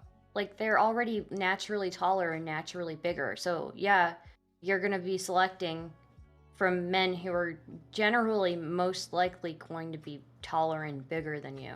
Yeah, but you could look in within that as well. It's like if you're somebody that is like if you're somebody that is perhaps short or the average height for a woman, and then you're looking at male presenting individuals, are you going to view somebody that is 5'9" the same way as you're going to view someone who's 6'1", who is the same as you're going to view someone who's 6'6"? You know. Well, You're talking about like height. Yeah. Okay. People want taller children because there's rankings showing that people who are taller are more likely to be successful. Look. Remember, Stardust is 4'11". She comes from this from a very certain perspective. 4'11". Yes, What the you're hell? 4'11". Yeah, like I don't place as much blame there. It's like if you're in a position where you are short as because like let's say you're a woman and you're a certain height and you're short. You know, what can you do about that? You can't really do anything about that. So it's like if you see that people who are taller are more likely to be successful, etc. Why would you not want taller children? Why would you not want a taller child if you decide to have children? Why would you not look for that in like a partner? So okay, so Everybody's taller six though. foot. I never got, Of a certain size. I am certain 6 height. foot tall. I must be successful as shit. I never got to the point that I was driving towards, and I just want to understand you. And maybe there isn't a big difference in our understanding here, and maybe we don't have to fight. But I want us to fight. So I brought this up in the context of sexual assault. That like it either gender can perform that, can put another person in a situation that is uncomfortable for them, that that they can't so easily extricate themselves from. If this is your boss, and you are afraid for your job, you need it, you know, medical bills and whatnot, right? Then you're gonna stick around no matter what they ask you to do, right? This is the thing that's happened. And I brought up, you know, in terms of like household status and income, if this person is the breadwinner, then they are, it's difficult to say no to them, right? And this is the thing that women have been dealing with for a long time. And then you jumped in and said, well, women look for differences. And I wanted to understand why you said that, right? Like women are Yeah, once again, I was pretty clear, but like it's even more than that. I was saying they look for those power dynamics. those power dynamics. So Yeah. then, what are we to draw from that?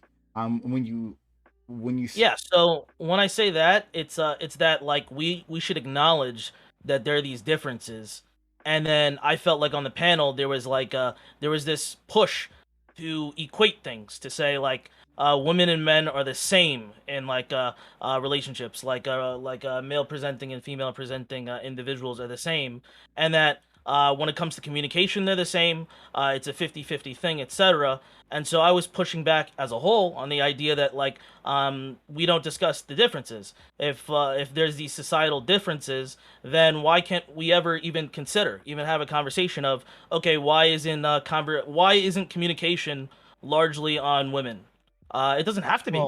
It doesn't have to be. But why is the argument against that? Why are you doing that? Why are you even having the conversation? Well, if here's more the- likely individuals, give me a second. If more likely individuals that are like in the relationship that are men, will have more stress. They're under more stress, but they have to communicate at the same level as the women in the relationship that also deal with stress. But we acknowledge that there's all these extra stressors on the man in the relationship, and we don't equate that to the communication aspect. People who are more stressed are likely to communicate worse. You see that with parents. Parents that are stressed out are likely to communicate worse to their children. So why can't we add that aspect as well? Well, the reason why that is because like when it comes down to like men that abuse women, specifically in the workplace, or especially like if men had the power, if a woman actually reports this, they're gonna be looked at as the troublemaker, okay?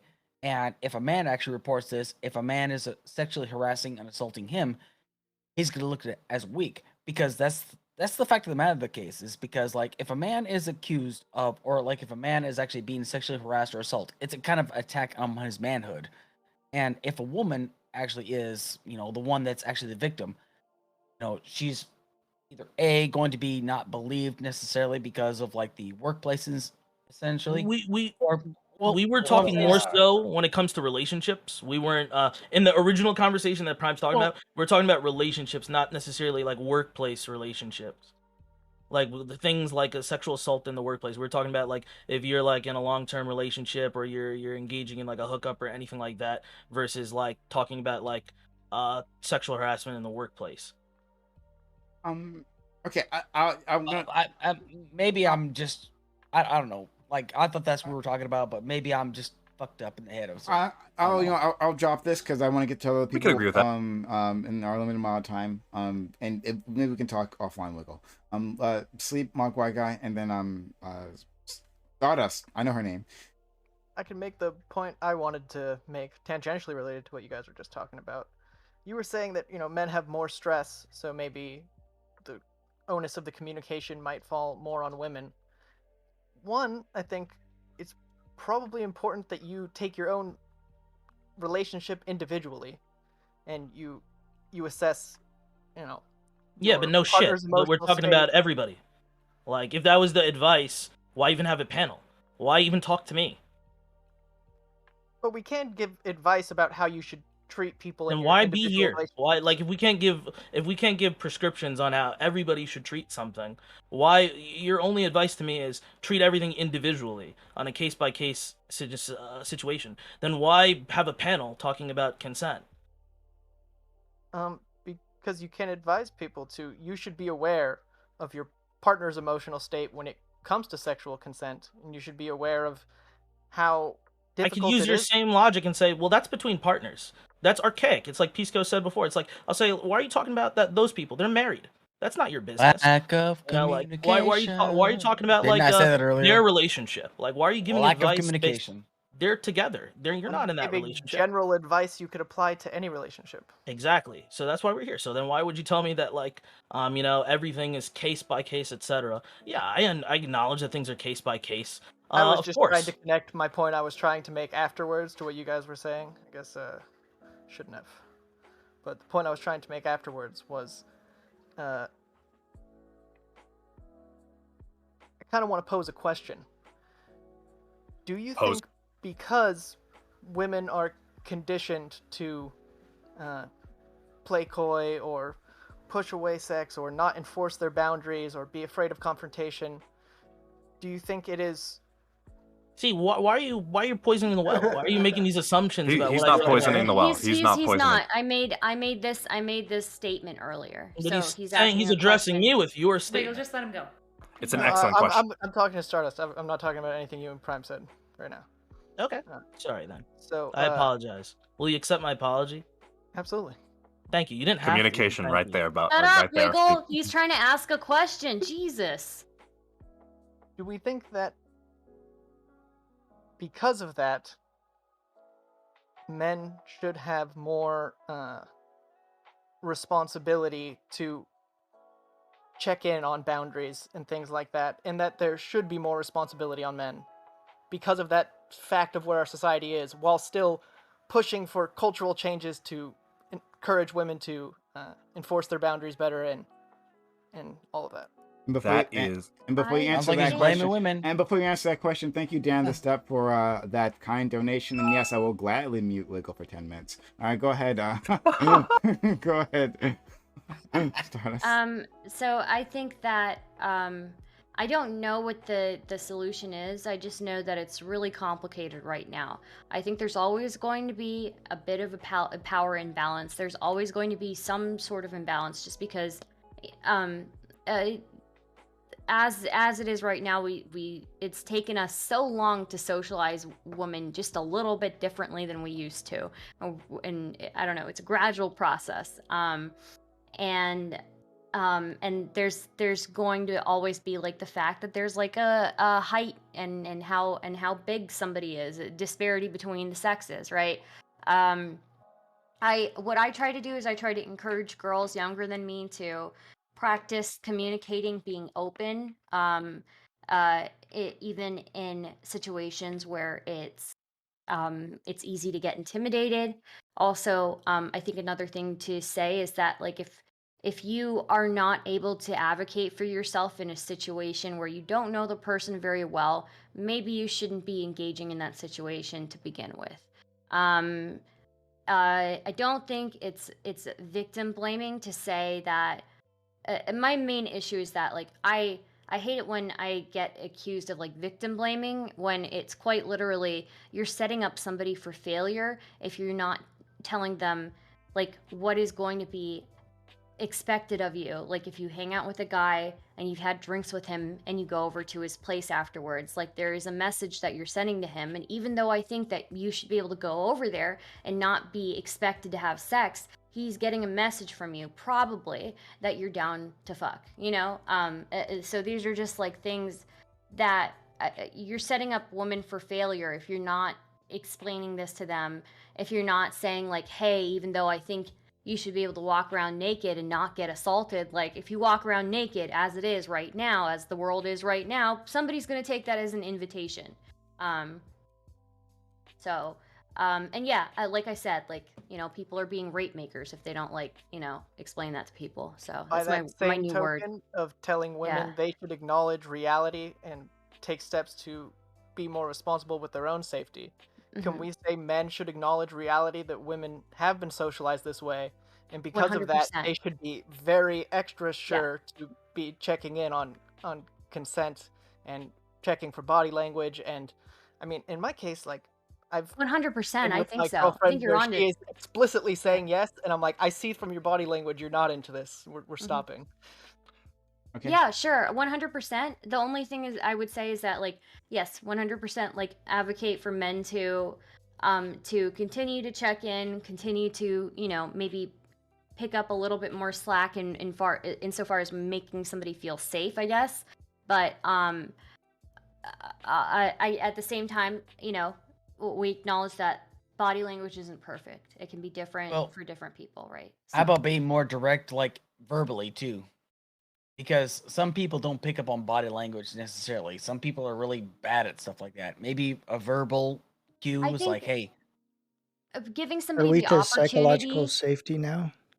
Well, I think giving somebody the opportunity to say say like say no indirectly also is really really good, right? To say like, hey, do you have plans later? Like, or did you want to like stay here longer and things like that? Like, it's it's a complicated situation. I don't know the perfect I just response want to to it, but move it along. here's Hold on, yeah. sorry, I gotta well, move along. I'm, Sorry, I gotta move along. Mogwai, I go do ahead. think, yeah, Mogwai has, okay, yeah. okay." Yeah, I just want to say I think we can solve this with AI and math equations. Maybe something like Neuralink, making that mandatory, so we can establish a rape AI or a boundary pushing AI. Oh. No, so I had a question for it was either Sleep or Alex, one of the two, and I apologize for I not mean, remembering. But one of the two was putting the burden mainly on the man. Um, I wouldn't so I say wanted to that mainly, was sleep. but That was sleep. more That than was sleep. 50. Both. Okay, so mostly, mainly, whatever. But so this is mainly to either one of y'all, but also to the panel. I want to pose a hypothetical. That's somewhat, but not completely, but somewhat based in a story that was pulled from the headlines. So let's say you have a man and woman at a bar, right? And they both just get absolutely shit faced, right? And then let's say the video shows them both enthusiastically leaving the bar and going to an apartment, right? And that's where the video, you don't have anything on it. I know the But now story. let's say both the man and the woman, and this is where it deviates from the headline, but let's say both the man and the woman accuse the other of rape, and not in a punitive he said she said manner, but like something extreme, right? They both at the same time go to different police stations and say, yes, this person raped me. And let's also say, just for the sake of the hypothetical, that a blood alcohol test is done and they're both equally drunk. So you can't say one person was more drunk than the other. It's pretty much equal. In this case, who should the police listen to? Who should the police charge with rape? Is it the man or is it the woman? And if so, why would you charge the man or the woman? And secondly, or should we just say, you know what? Let's just remove all agency and have the police charge them both because they were both too Yes. drunk to We consent to charge sex. them both. So, honestly, here's the screwed up part. Okay, it really actually varies state by state. Actually, for example, like if somebody calls the police in a domestic dispute, and if the police actually determine that one person is actually more at fault, they'll arrest that person essentially. But I know which case you're talking about actually, where the gentleman actually in question was actually the one that was charged with a crime he did not commit. Both were equally intoxicated, and like it's kind of an unfair situation. But at this point, you can actually kind of clearly say that both were kind of into each other at the time. Both were equally intoxicated at the time. Therefore, you really can't say one necessarily forced each other because he actually went back to her apartment complex. She actually invited him back to her apartment complex. But now, for example, if what I'm saying is, before you continue, actually, if she was the intoxicated party and he was the sober party, then you might actually have a case in regards to this. But because both parties were actually intoxicated it's a little bit, hairier, if that answers your question. Kind of, but I really want to pin you down on this because so Go for it. ignore that. So I know the case you're talking about. We're both familiar with that. Mhm. Ignore that. Stick with the hypothetical because one of the biggest problems I see with a lot of these cases is that we try to prescribe these catch-alls that just address every possible situation, right? Whether people are fighting on Twitter talking about when or when not to establish consent, or Sure.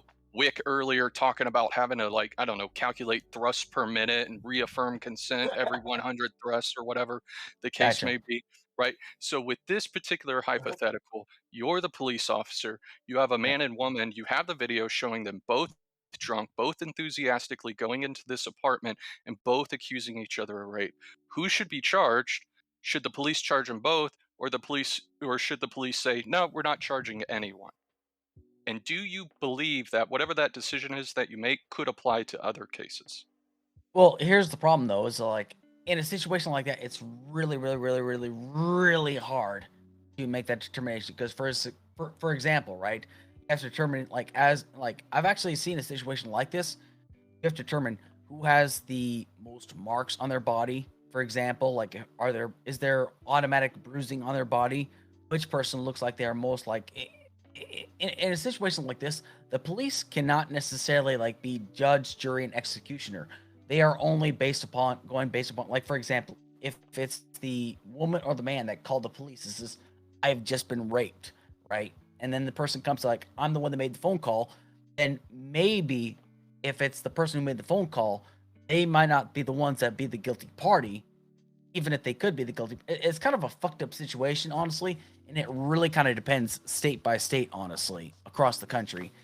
Now, it really, really will depend, honestly, and the police officer is actually gonna have to make a determination on this, because they're just the ones showing up to the scene, assessing the situation, seeing which situation actually makes the most sense in this case, and then they'll have to actually arrest in this case.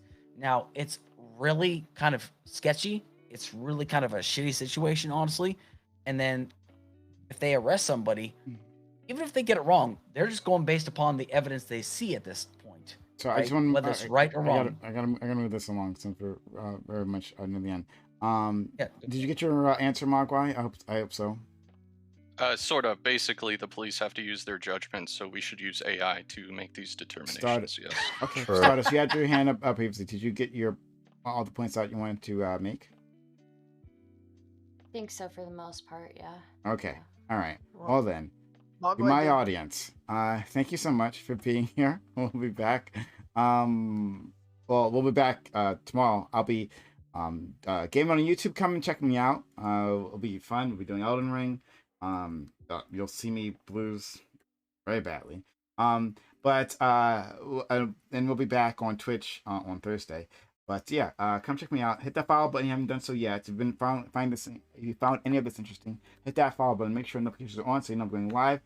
!for social and chat for our social media, right? Check us out on Twitter so you know what's going on. A lot of news been dropping on Twitter. If you have not been part of Twitter, then you don't know what's going on, and you are surprised when we are streaming on Sunday for some odd reason, right? So hit us up on Twitter.